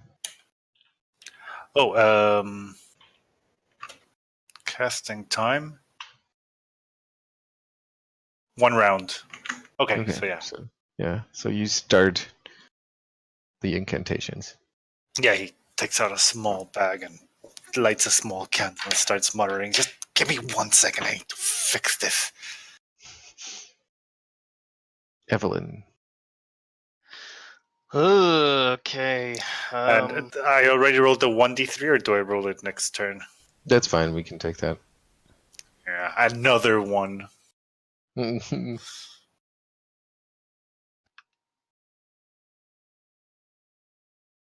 Evelyn? Yeah, I'm thinking. Hang on. So, sorry, did you say how high the towers are from like the ground right in front of them? Slightly more than 40. More than 40. That's out of my spell range.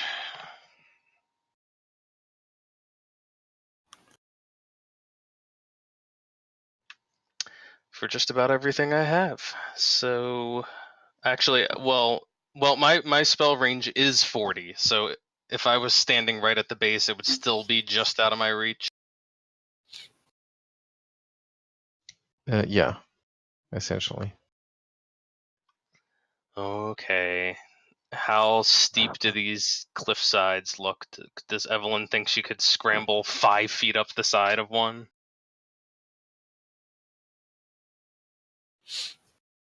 In Well, stilettos? you could try to.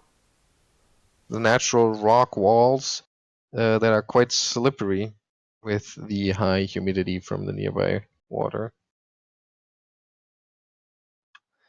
Cool.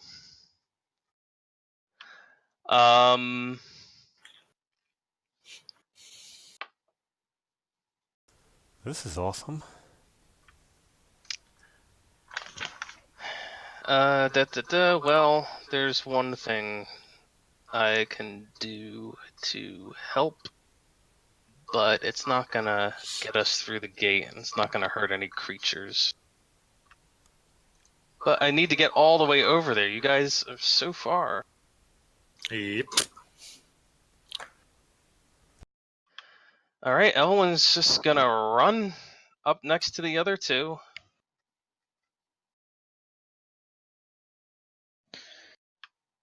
Rather awkwardly, I imagine, with heels.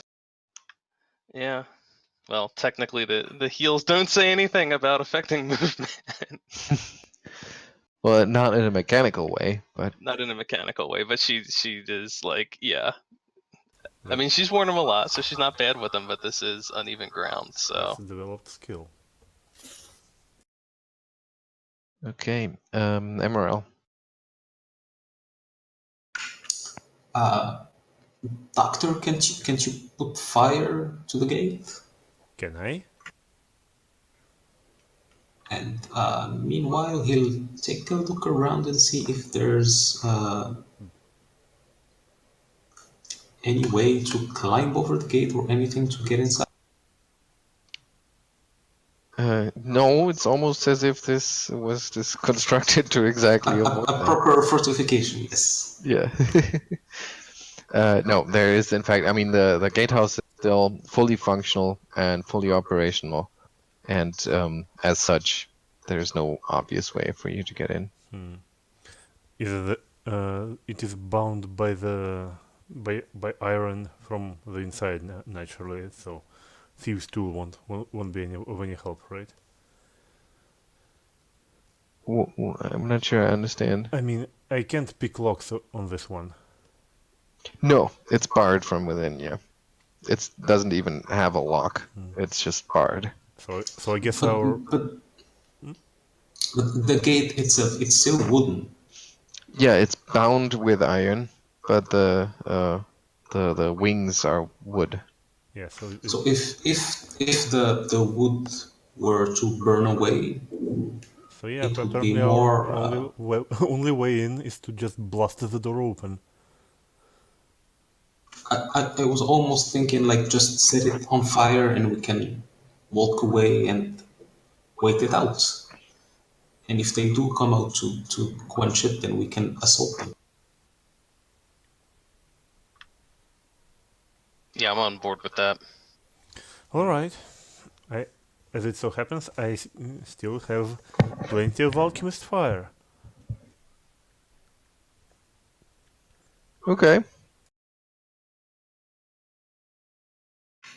So, what do you do? So Emaṛel just gives the idea for his turn, and that's it. Yeah, well, Okay. you better step back then.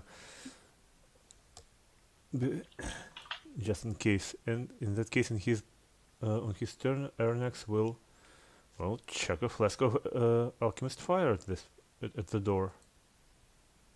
Okay. Do I crit it?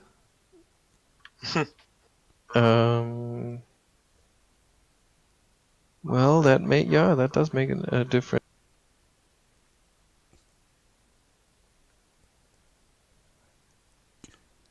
Because it's not going to be enough to, like, the door's not going to combust in if you just throw one vial of Alchemist fire on it. But certainly 16 points of damage is a large amount. However, and you can. I'm sorry. I mean, it kind of will combust because Alchemist fire also deals 1d6 damage on the next turn as well. Yeah, I know, but I mean, this turn they won't just combust. Instead, the blast itself damages the doors greatly, and the flames lick over the old wood and the worked iron, and you can hear a creaking sound as the metal, the flash heated metal, seems to be bending out of shape a little bit. Damn, but the door itself holds. I see those Warstick and Grimes knew their stuff when they concocted this thing. Mm-hmm. They sure did. However, EmaＲel, you present a formidable target now for the large heavy crossbow from above, 17 to hit. And that's a miss. That's a miss? Yep, that's a miss. Okay. So bolt misses. Then we have a rock for Evelyn and who will trigger her mesmeric mirror and result. Does 11 miss by 5 or less? It misses by 5 exactly. Of course. So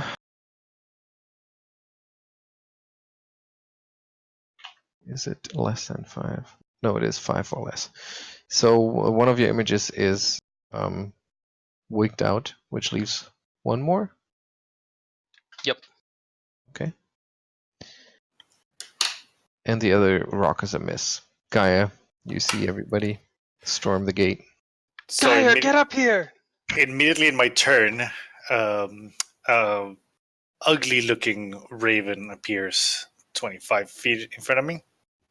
It's kind of like the moment the candle blows out, this bird flutters into existence, and it has a movement speed of 40 feet flying. So if it's 25 feet here, then it's 40 feet from here. So does it reach if it materializes in the air? Any of the... It can go up. It could go up there, yeah. Okay, because I wanted to attack one of the enemies. Yeah. What was its speed again? Did you say? 40 feet. 40. So it would Flying 40 straight, feet. 40 up. Yeah, but it wouldn't be able to attack in the. No. Okay, so it just flies in that general direction. And makes it up to the battlements. Yeah. And trying to hoping it creates enough of a distraction. Guy will scream "Ah!" and use his full movement, which was to hobble over towards the door. Yeah. Evelyn. Yeah. And then Evelyn shouting curses in ominous languages. Evelyn, for the first time, calling on her vampiric heritage in front of everyone, well, aside from the hypnotizing, is going to use a spell-like ability to cast Obscuring Mist. Whoa. So big she moment for her. Yeah, she kind of sees the like mist rising off of the waterfalls from the nearby river, and she kind of like takes some of that and just conjures more of it up in a cloud around all of them. So she kind of waves it over, beckoning it, and then and then it just kind of falls down like a waterfall of mist right over the doors, over the cliff sides, and just engulfs all of them. cool. Very cool. Is that centered on her, or is it? Yeah, she's gonna center it on herself. Okay, so what's the aura? I believe it's 20 feet.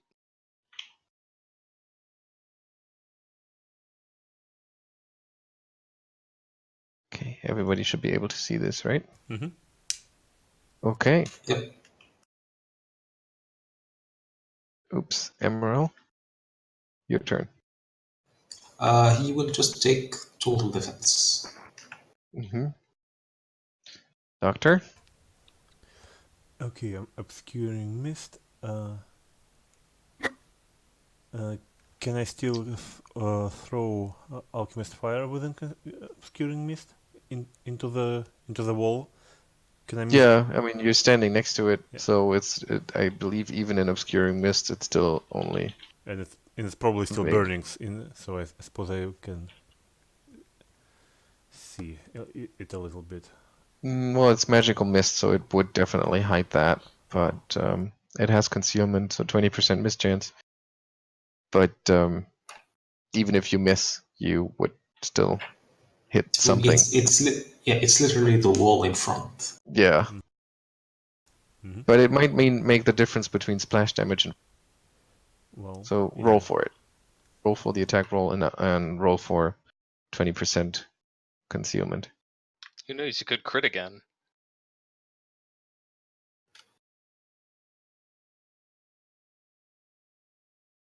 I clicked. Where is it? We wait with bated breath. Oh, well, okay. 21 is, of course, a good hit. Let's see the mischance. 20%, low is bad. All right, you manage to hit the giant door. Mm-hmm. Right in front of me. And because 7 damage, and the part of the door that had already been drenched into Alchemist's fire last round, this time takes another blast, and a good chunk of the left door gives way. Mm-hmm. So you would be able to squeeze through. It's not exactly all the way open, but you could be able to squeeze through. Mm-hmm.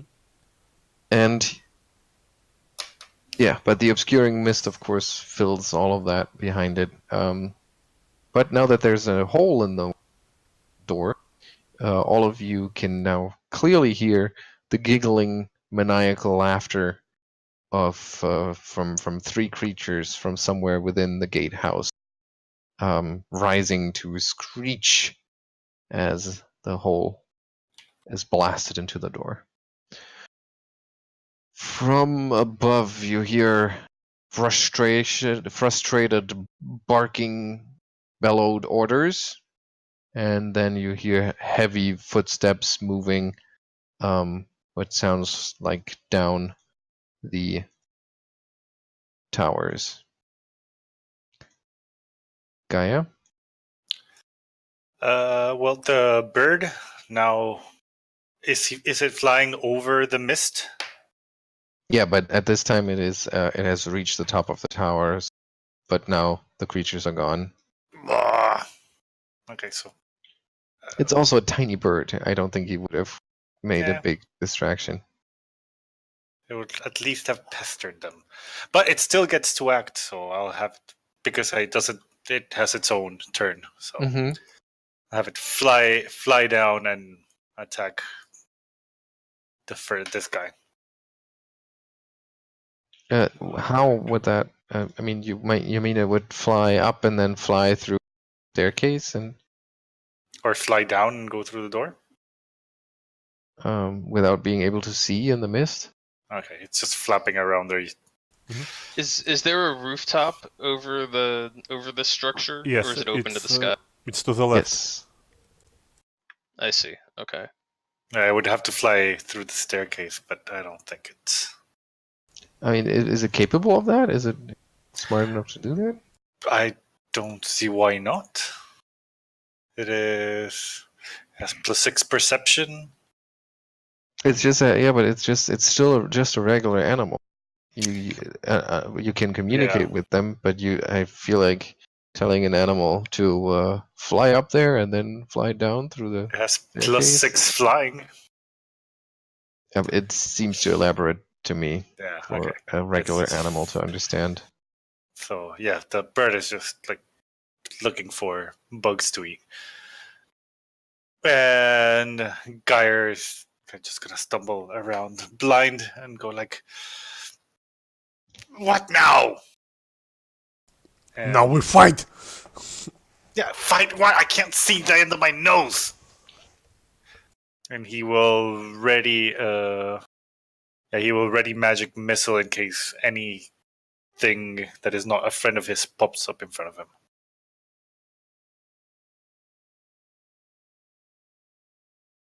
Because Geier is not going to be the first into the breach.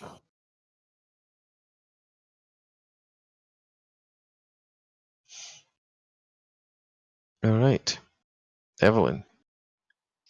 Evelyn is gonna back up a little bit. Actually, how far are we? 5. Yeah, she's gonna just create a little space. Technically, the mist does not move with her. Oh, okay. Yeah, it's not centered on her. It's on a point. And she's going to. Can she actually spot any of these creatures through the gap in the door from here, or is it too narrow? Give me a second. I'm working on the mist. Sure.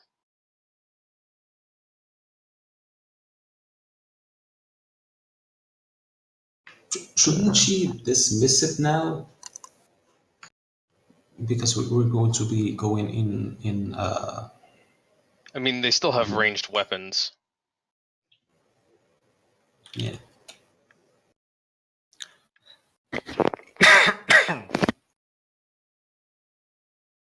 So this was where it was, right? Yeah.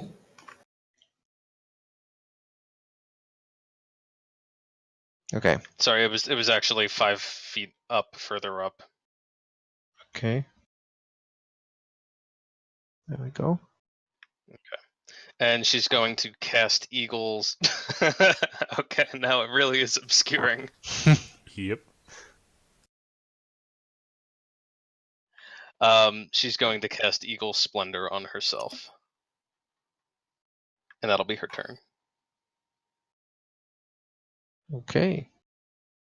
Emaŕel. Lady Evelyn, did you get to see what those creatures were? Some sort of trolls. One of them's the leader. He was on the left. And in that case, Emaírel is going to take one standard action to make that already powerful dagger even more powerful and bane to trolls. Ooh, how? By using his transmutation implements ability. Let me put that.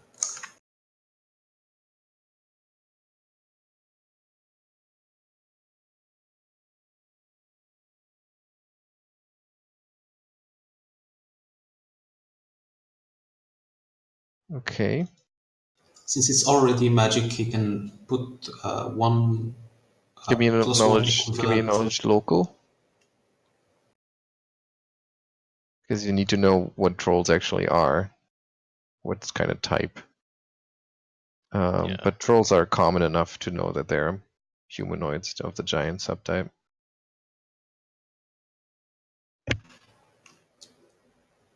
And he is going to use his move action to kind of blindly walk up until he reaches the gate. Okay, so you blindly feel your way forward until you touch the door, and you can feel that gap in the door which is fairly small, but you might be able to squeeze through. I mean, you can still see things that are within 5 feet of you. Right, but they're just obscured. They're not totally gone. So you can see the opening and some of the flames licking over the wood. Doctor. Okay. Doctor will ponder his situation, and he also will take a step forward to the burning hole in the wall. Kind of like this, I believe. And he, at this point, he will try to chuck his Summon Nature's Ally extract straight forward through. Wait, what?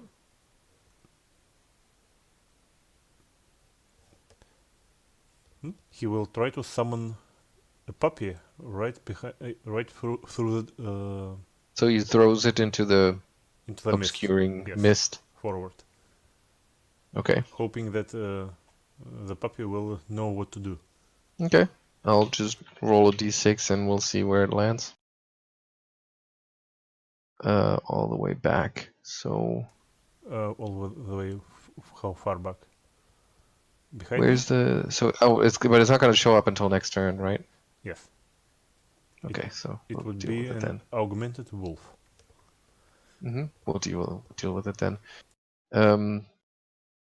So you remain in that door, and you can hear when the doctor throws that little bottle. You hear the trolls go as if the leader is telling them to dive for cover, and you hear the bottle go plink, plink, plink, plink, and then some, and then again the giggling of that high-pitched giggling that just doesn't seem to really fit in with the trolls, but you can clearly hear it, and it's not just one creature; it seems to be several. And the confusion quickly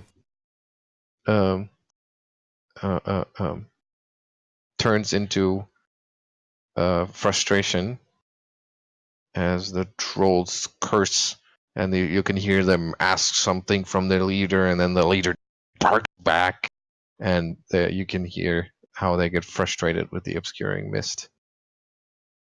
But for now, they can't really do anything. Gaia? Yeah, Geier can't really do much either, except keep his. Actually, oh no, I know. Geier will cast Ghost Sound and make it sound like, there's more people than there actually are. Just kind of like shuffling and moving around, grumbling. So you make it sound like a whole army is at the gates. Yeah. Okay. Yeah, it is. You hear the trolls, their giant voices, questioning or phrasing a question once again, and they're cutting them off. More barking, more yelling.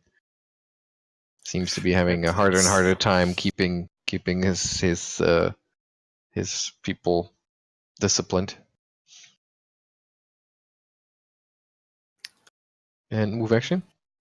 Well, can't really see much, so he's fine where he is. Okay. Evelyn? Evelyn is going to step forward. Can she see the gate from here? Yeah. It's right. The doctor is standing right in the gap. And this is another square, and this is another square. Okay. What is it for her to dismiss? A standard. Ugh. Pretty sure. Yes, unfortunately, it is standard to dismiss. I've checked it in our last game. Yeah. Do we want to go in before I call this mist off? Or do it now?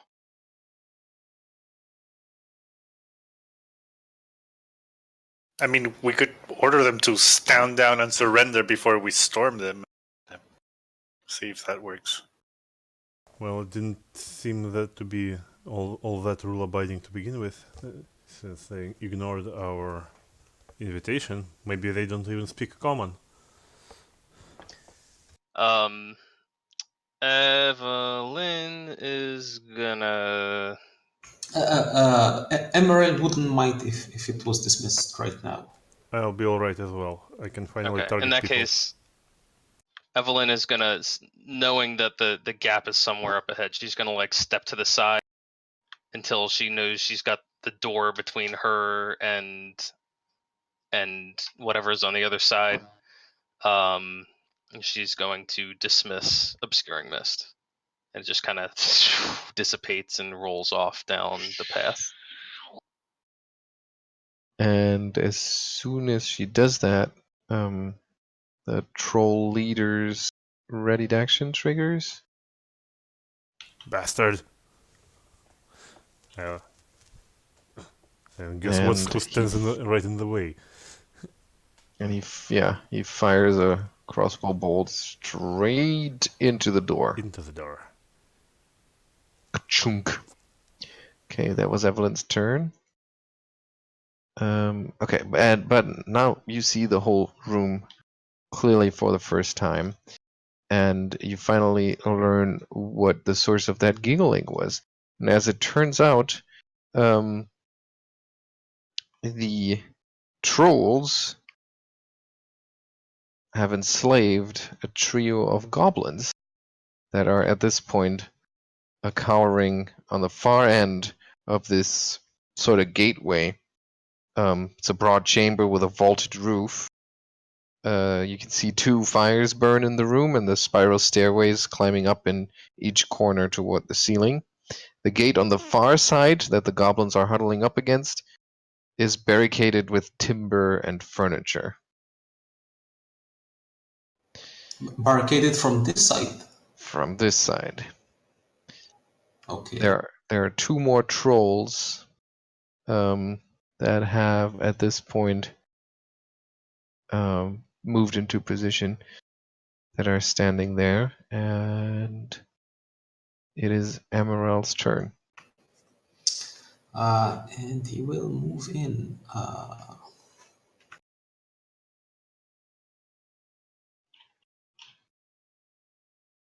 I imagine that would trigger attacks. Not really, because they weren't aware of you when the mist came down and stuff. So they essentially flat-footed until they can act. Okay, then. He will start attacking the one that's directly in front of him. Mm-hmm.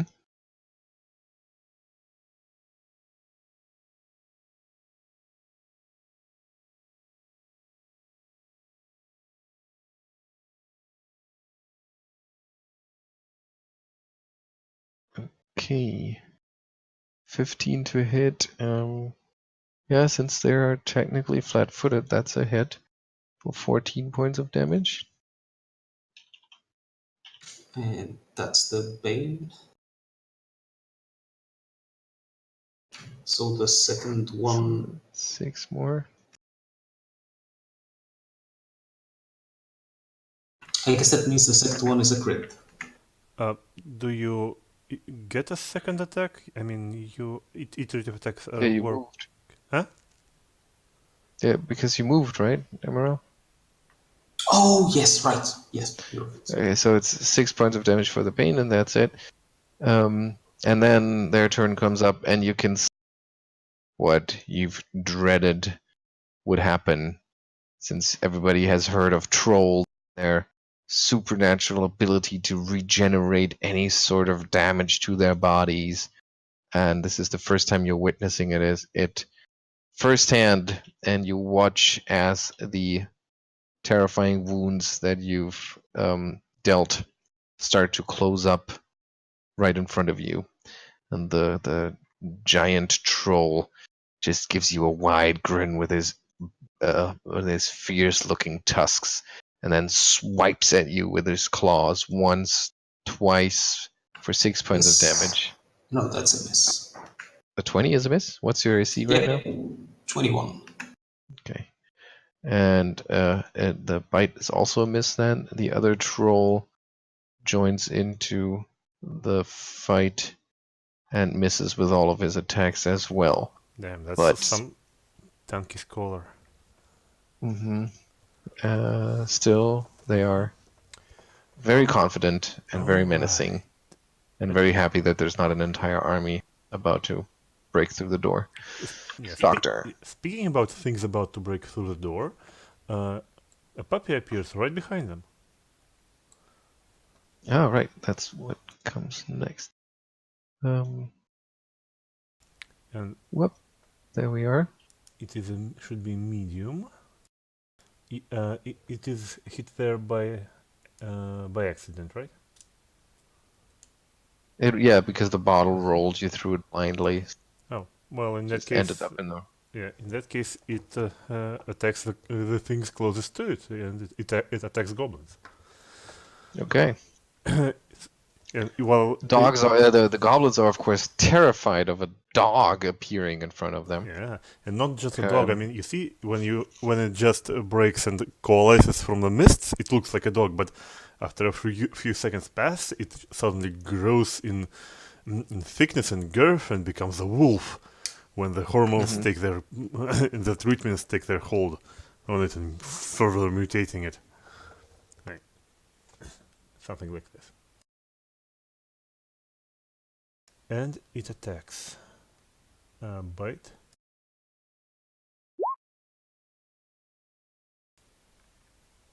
Is 13 off? It's a miss. Well, then nothing it can do. It will try to eat goblins later. Yeah. Nevertheless, the goblins are terrified. As they should be. How many rounds is that thing going to be around? Well, it is a round per level, so it would be 6 rounds. Okay. Okay, and Arronax himself will... well, he will glimpse that it works! Look at this, it works! Oh, and he will try to save Emaírel by throwing fire bombs at the trolls right in front of him. He will exclude Emaírel from the from the splash damage, even if he missed. Okay. And the trolls get reflex saves? Yes. Although I'm not sure. Yeah, they do. They fail. But both fail? So they take the splash damage? Yes, that would be 7. Okay, so they both take 7 points of damage, which is just, a slight singe for them. But they react with terror and wails of pain, grossly overreacting to that little damage. Shouldn't one of them have gotten the full brunt of it? No, Well, both of them made their reflex saves. Yeah, and I missed by the one. Oh. So unfortunately, they don't take the full brunt. And Geier. If I were to use a wand to shoot this guy, is there a penalty or a risk of hitting my companions? There's no risk of hitting your companions, but it's a small gap in their way. So if it's an actual projectile that you're trying to shoot, it'll be very difficult. If I take a 5-foot step here, doesn't change that there's still everybody in the way, and it's a small hole in the door.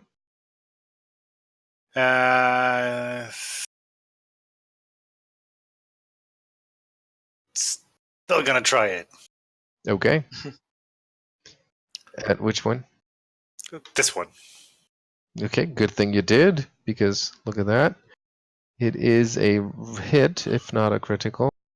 And you score 4 points of acid damage, and once again the creature howls, and it turns towards its leader behind him, acid dripping from its chest, and its legs being covered in soot stains, and it in a really whiny way yells over to its leader and goes,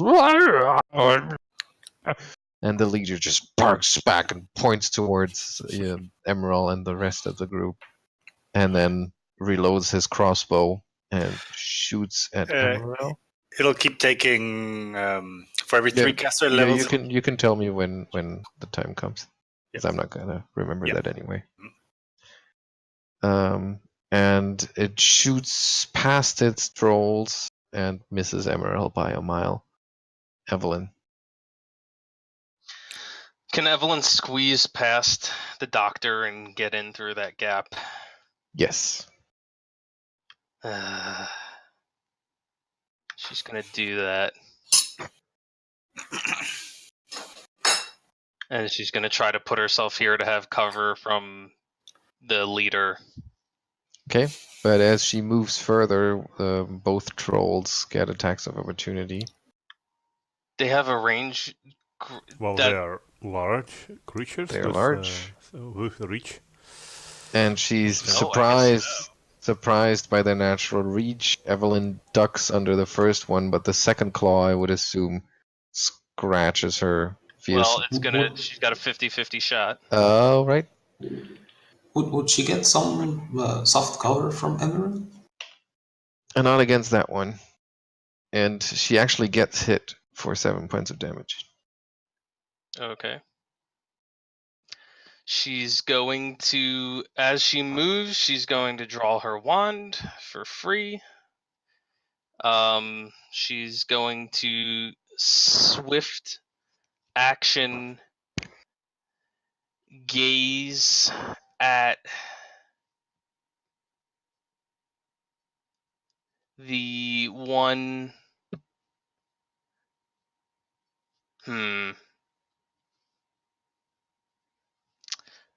She's actually, can she still see the leader from here, or does she need to not be standing in the corner there?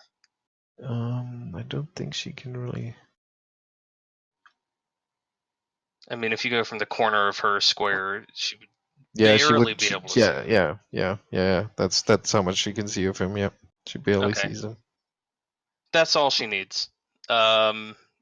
She's going to swift action gaze at him, and she's going to hit him with a spell. That, of course, being Oppressive Boredom.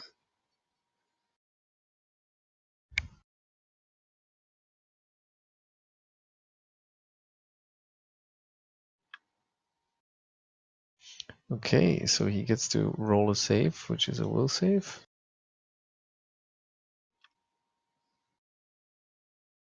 And I guess he fails.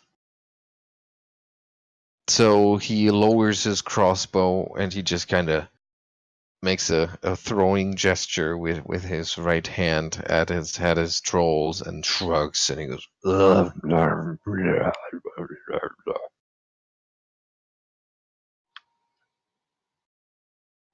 And that'll be Evelyn's turn.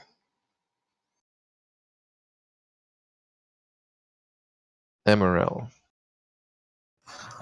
With that 12 DC knowledge that he made for the trolls, does he know what he should know about the fire resistance and all of that? Fire, or rather, fire. Fire and acid. Fire and acid. So he knows the regeneration. That's like a very, very common knowledge. Yeah. Okay. Well, in that case, he's just going to, while stabbing, he mentioned to the doctor, what? We should keep the fire for last. And both attacks will be against the same troll that's straight against him. Okay, so both of those hit. And with the second attack, he brings the creature down. Does Bane counts as a regeneration? No, but since he already took fire damage, his regeneration is suppressed for the whole round. So in that round, he can die. Well, good for him. So basically, when the doctor's turn comes up. No, when Geier's turn comes up. Mm-hmm. If he dies before then, he'll be actually dead. That was Emaírel's turn. That troll needs to stabilize.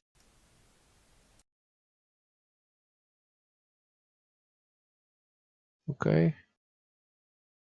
And then the other troll full attacks Emaírel with a bite and 1 claw, 2 claws. That's a critical claw Confirmed.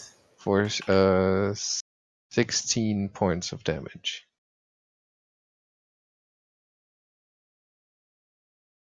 And a critical. Oh, we forgot that we are actually using the critical hit deck. Oh, we do. Oh wow, Oh. there were so many criticals. Yeah. I'm not going to use them for a mook right now. Okay, the wolf. Yes. Well, he tries to bite himself some goblins. Mm-hmm. And they screech and they throw a chair leg that's part of the barricade over there, and they try to get away from it. But he brings one of them down, like going for the throat, and starts. As they should be. Starts afraid. And starts to chew on its neck. Mm-hmm. Okay. The other goblins shriek in terror. Doctor? Yes, and Doctor himself, he will tell to Emaírel, saying, "Well, I have enough fire for all of them." So, and he will chuck a bomb at another troll.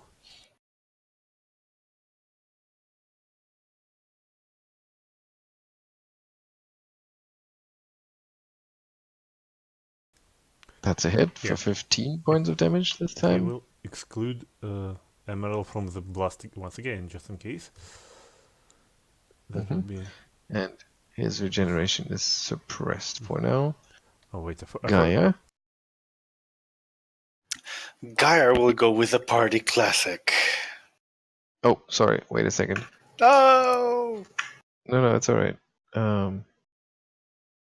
There was something about your spell that had to happen on their turn. Yeah, acid damage. Takes 2d4 acid damage to the one that's already dead. Oh, okay. It's not dead. It just went down. Yeah, but I think like we just need to finish it off. No, but if it's technically dead, I can still do the grasping corpse. No, no, it's not. It's not dead. We need to roll for the acid damage. It's unconscious. Okay. Well, it also took the splash damage, I suppose. No, okay. This one. Right. That's true. But it's not dead. Okay, so it takes 7 points. 7 more. Okay. Yeah, I mean it looks really bad. Burned, acid burned, brutally mauled by Emaírel. So in that case, with the one still out and taking another risk, we'll fire another shot of acid arrow to this one. That's against touch. Their touch AC is pretty low, so even with the various cover that it has, an 18 is still a hit, so that's 3 points. Wild bolt of acid. Okay. That was your turn. Yep. The very bored leader just kind of sees one of his own people go down, looks over to his goblin slave that gets eaten by a wolf, and listlessly looks at the terrified other goblins and just kind of goes "Blur," and looks at the mechanical part of his crossbow, fiddling with it, bored. Evelyn. So the one that's down, is it dead or still regenerated? Do you want to go and check? I mean, you can use a move action to study it, see if it is regenerating. Okay, I'll use my move action. Okay. Yeah, it is not dead. It looks in a very bad shape, but it's not dead. However, it's also not regenerating.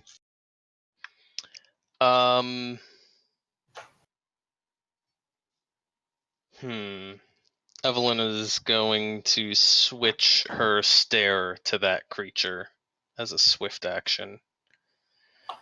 Mm-hmm. And she's gonna call out, "This one's still gonna come back up!" And she's going to use her wand to try and heal herself. That'll be her round.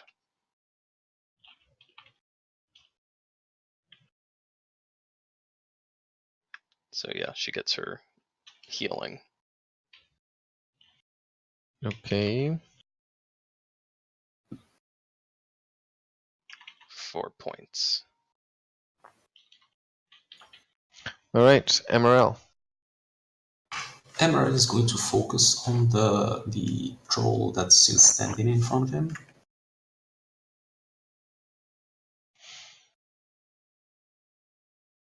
Okay, the first one's a hit for 14. The second one, it blocks with its thick skin.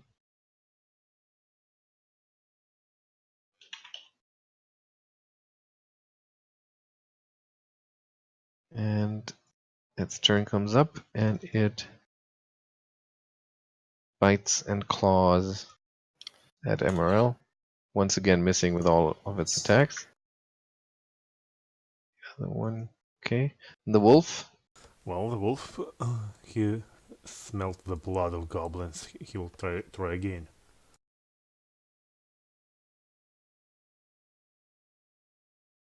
Some. And apparently...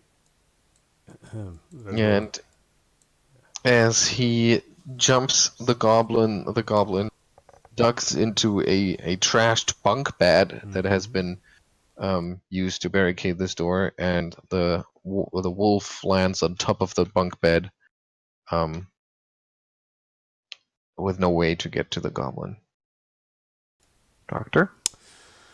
Okay, and at this point, Doctor will try to listen to Emaírel and spare his bombs, and he will drop another Alchemist fire at this thing. Will the splash damage hit the other one? That's probably. Well, they still get a reflex save, even though it has very terrible penalties. So that one didn't get his. Does anything bad happen on a critical fail? Hmm? Not really. I mean, I guess it's a bomb, so there should be some repercussions. Well, how about would we try a critical fumble? So you roll to confirm.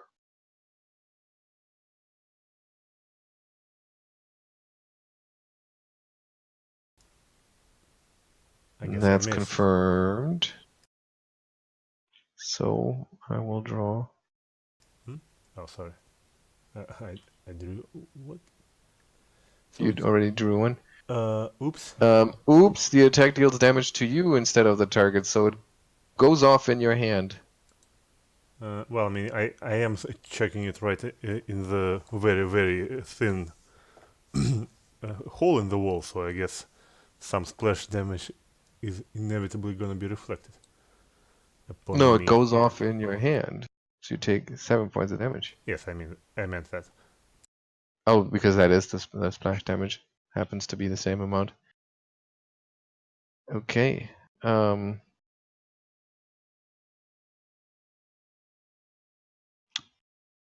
But at least it took care of the rest of that door. Yeah. Geier. Geier will keep pressing his attack. It's been working so far. Just keeps pointing at this stick, keeps shooting magical acid. And No. back at ones. No, that's not only for use magic device. Yeah. Okay. The troll leader gets an. A will save. Oh wait, and this Oh, one takes 2d4 acid damage anyway. Okay. Roll for it. I was gonna ask, does that happen on your turn or on the troll's turn? I think it's on my turn now. Because the spell says, after another round. Yeah. Okay. So it takes 5 points of acid damage. Okay, it takes 5 points of acid damage, and then the leader. Just in case. Yeah. Just in case, the one that's already down should also take some residual damage from the very first acid arrow. It takes one last 2d4. Okay. Because it's 3 caster level, so it takes 7. Whoa. Okay. Wow. Sizzling.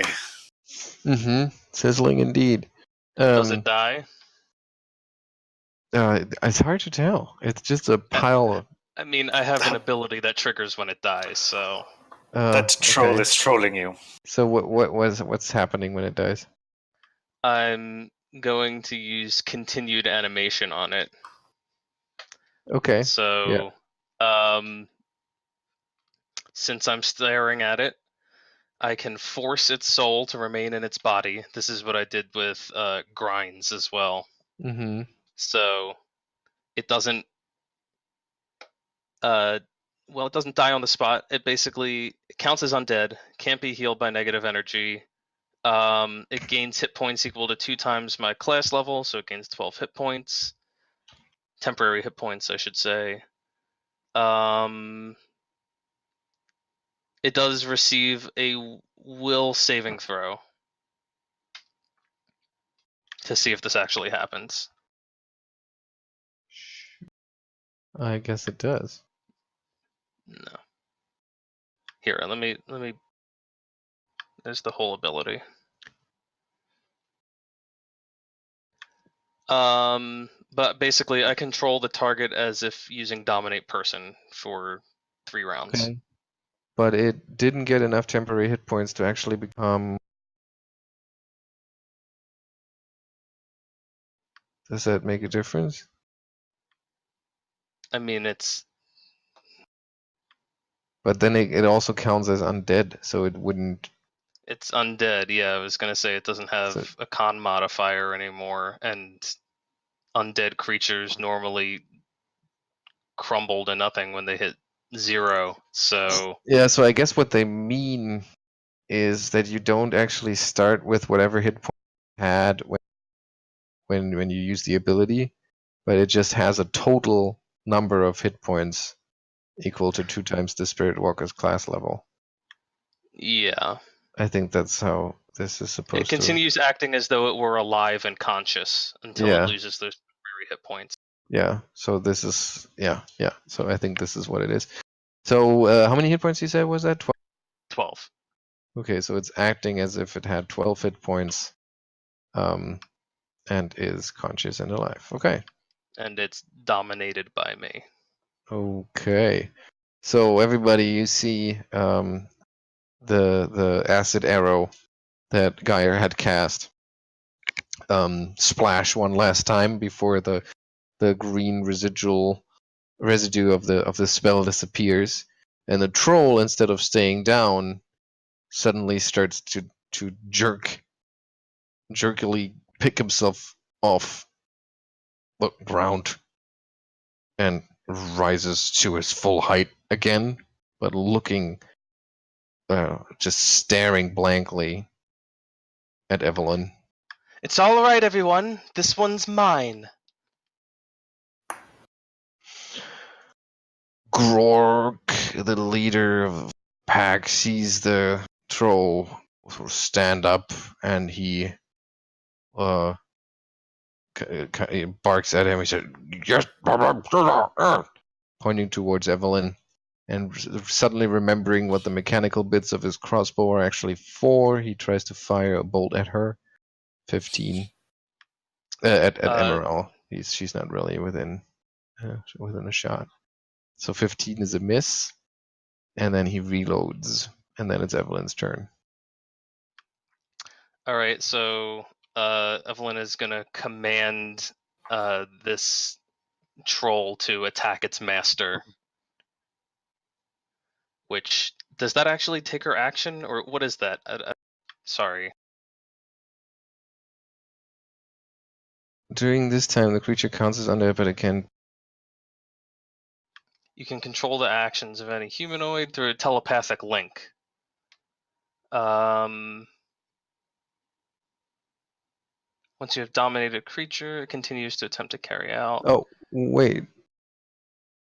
On a humanoid target. These are monstrous humanoids. Oh. Aren't they? Well, oh, you said okay. Yeah, let me check. No, they are humanoid. They are humanoid. Okay. Humanoid giant. I was gonna say, I thought you said humanoid earlier when Emaírel was selecting his Bane. That's why I went for it. But yeah. No, it's right. Humanoid giant. Okay. So yeah. So it's a move action for me to give it a new command. Mm-hmm. So I do that. Okay. So with the leader yelling at the troll, he starts to turn. And I will swift action put my gaze back on the leader just in case he lands a hit. Mm-hmm. And he turns slowly and then blasphemously attacks his boss, essentially. But misses with all of his attacks. It's all right. I'll keep the boss busy for a little bit. Standard action. I'm gonna give. We're doing fine. Evelyn's going to heal herself again. Okay. Emaírel? Emaírel is going to take one stab at the creature in front of him.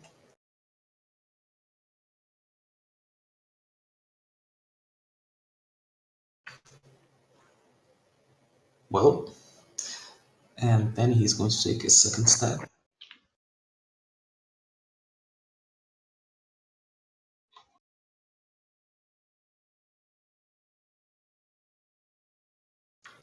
And miss again, I guess. Okay.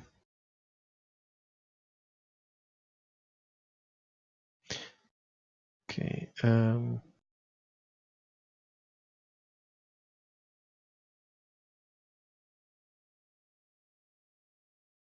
Oh, I guess I should have done the troll's action now on its actual initiative turn. And then the other troll. The other troll keeps attacking Emaírel, biting and clawing. 23 to hit for 11 points of damage. That one stinks. The wolf. Okay, wolf will continue biting goblins. This time, this one.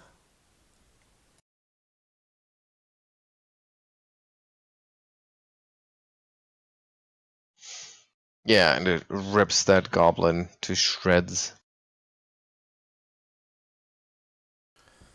All right. Doctor? Doctor will pull out another than Alchemist Fire, the last one he has, and try to finish off this the last troll.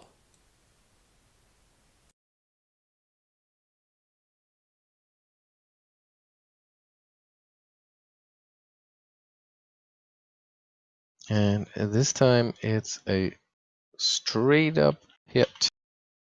And the flask shatters, burning the troll that staggers under the burning explosion. Move action? Move action was to pull out the flask. Right, okay. Geier? So this one takes 2d4 automatically. Okay, and that's the last 2d4 it takes. And at that moment it goes down.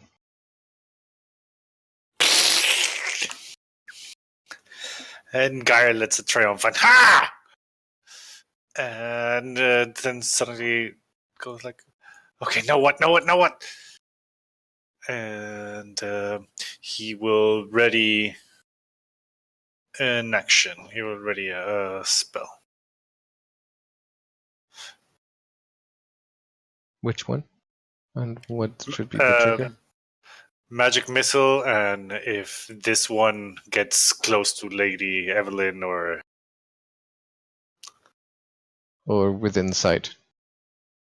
Yeah, it's just like if it comes charging, he'll kind of release the missile.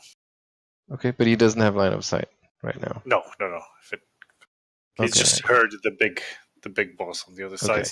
If whatever monster is on the other end of the corner comes, then he will unleash it. So the leader being attacked by his minion throws away the crossbow and instead attacks back, ripping the already dead flesh off the goblin's bones. Evelyn? So will he continue to attack on his turn then? Is that how I understand it's going to work? He's dominated.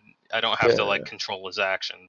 No, only if you want to change his course of action. That's how I understand it. Okay. Evelyn will use a move action to. Well, actually, let's wait and see. She's content to keep her stare on the big guy, and she's gonna ready. That's all. She's not gonna do anything else. She's just keeping an eye on the leader. Emaírel? He is going to take a move and then a standard to fish out and drink a potion of cure moderate wounds.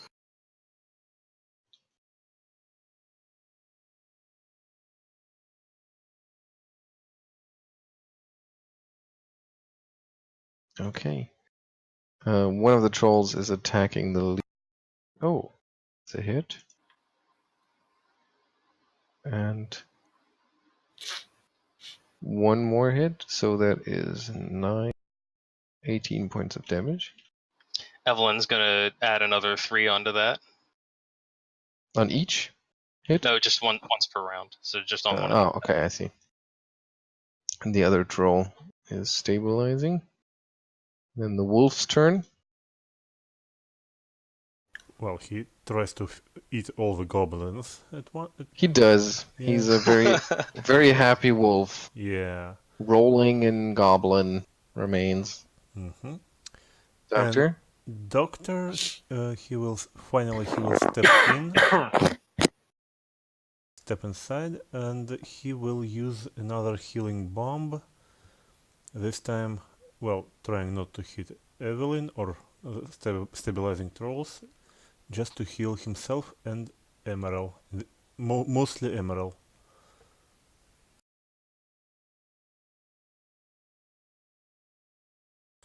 So he holds the bomb and essentially hugs Emaírel from behind to shield Evelyn from the blast. Sort of like this, yes. And he also will use Cure Moderate Wounds extract to mix with it, and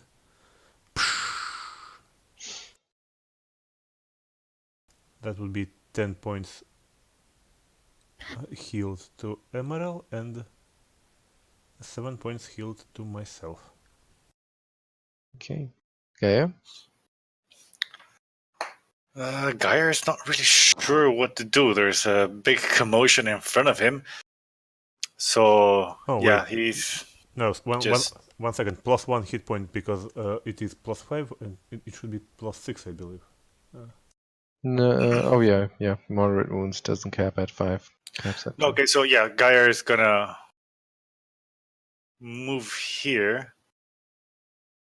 Mm-hmm. And now that he has line of sight, he will continue shaking the wand.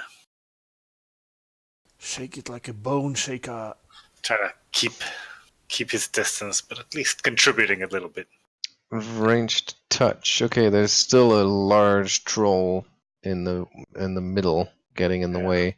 But it's also a large troll that you're trying to hit, so odds kind of even out, and you burn him with the acid. Odds are in my favor. It looks like they are. And he continues to pummel his former minion. And one of those, actually, the last claw is enough to strike, to rip the troll's head off of its shoulders, which was only barely attached anyway, since he already was badly injured. Evelyn.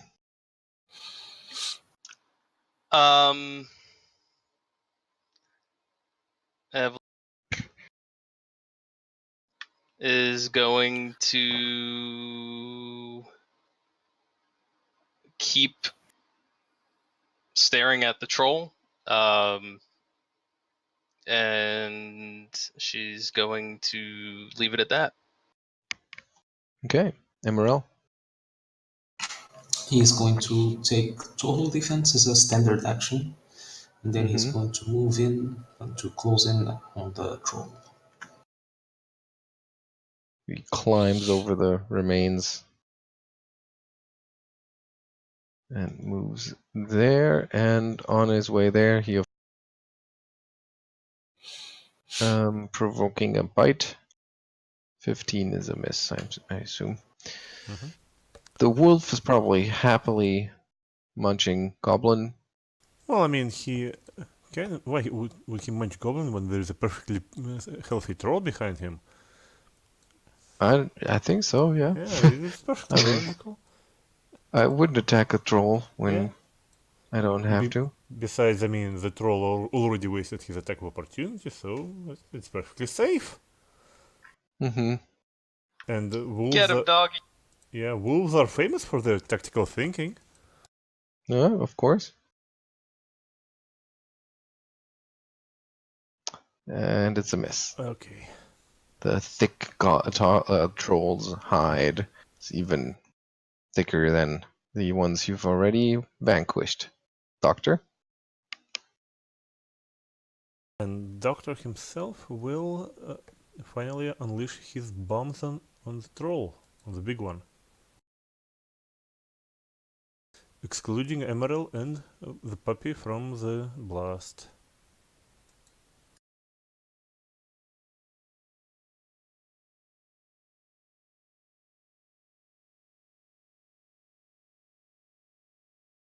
Hmm, 11. With you don't have precise shot, do you? I do. Wait, I mean, I have precise bombs, Well, but you don't have precise shot. No. So in that case, it's a miss. Isn't precise shot the one we decided to feed attacks away? No. Is it? But I didn't. No, that's Let me point check. blank. Yeah, I think it's point. Yeah, I think you still need to take. I need to take an action to do that, and I remember it. Yeah. Point blank shot is rolled into precise shot, but you still need. So it's a miss, which means that you hit a random other square. 2. So that's 1, 2. Okay. Both the wolf and Emaírel are and the troll actually make reflex saves. Would it count for me to exclude them from the blast right now anyway? I don't.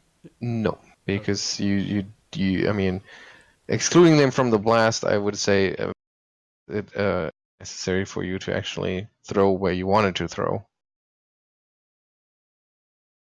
I think they made it, except the troll. Yeah, the troll did not make it, but everybody else made it. So the troll takes full damage. 7. And Evelyn will add 3 to that. And 3 more points of pain, and then the wolf and Emaírel will take 3. Mm-hmm. Geier?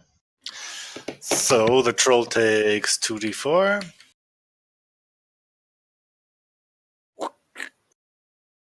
Wow, you burn the troll good for 7 more. Is it that troll or the vanquished one? This one. Okay. No, this one. And now with a more clear line of sight, he'll keep on pressing attack. Yeah, line of sight is clear, but it's still in the middle of a... But the big lumbering troll is easy enough to hit. 6 points of damage. And then it's the guy's turn, the troll's turn.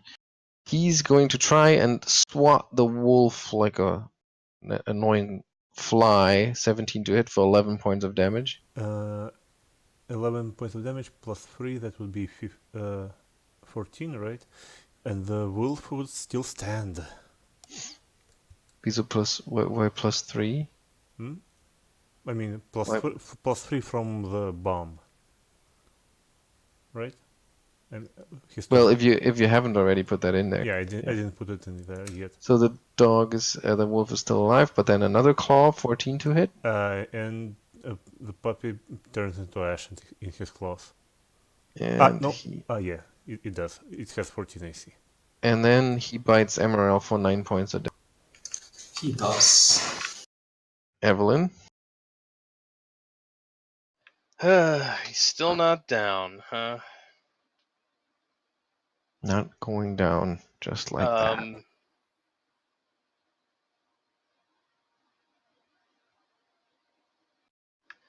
Ooh, I don't want to, but I guess I have to.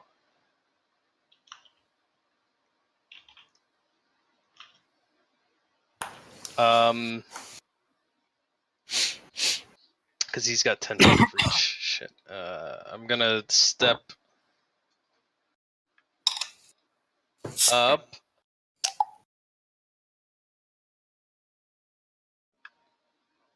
And step up a tiny bit more. And I'm gonna cast Hermian Potential, reaching out to touch Emaírel. Granting him a second roll on his next 2 rolls. Nice. And then, yeah, and I guess I'm still sitting there. Can't leave. And that's my action, so I'm done. Okay. Emaírel? I will try to put down this troll.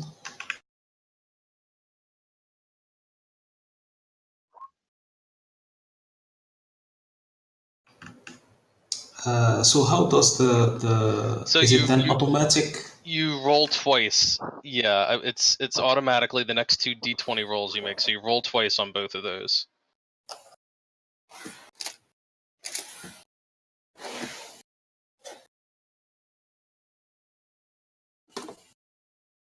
Okay, so the first one doesn't change. The second one becomes a hit. 20. Yeah, 23. Okay, so both of those attacks are enough to send the troll stumble and stagger and finally crash to the ground. And since there is still some acid burning over the troll's flesh, it is an easy matter of finishing him off while the wolf disappears, or is already gone. Yep. And and the battle for the what? Schloss Karamark Gatehouse has been won. Yeah. Huzzah! And if these were only the guards, what awaits us inside? Well, I imagine if they've barricaded themselves from this side on the other door, then I imagine the other ones would be friendly to us. Yeah, we've no reason to believe that there's more of them, do we? On the other hand, Hopefully. what kind of things that trolls would barricade against? Let's hope it's Beast of Leverstadt and he's our friend. We'll see. And when will we see? When will we see is a good question. On Friday? That's actually... No, Friday doesn't work for me, but Saturday and Sunday do. Well, we could do it on Sunday. I can't do Sunday. Saturday?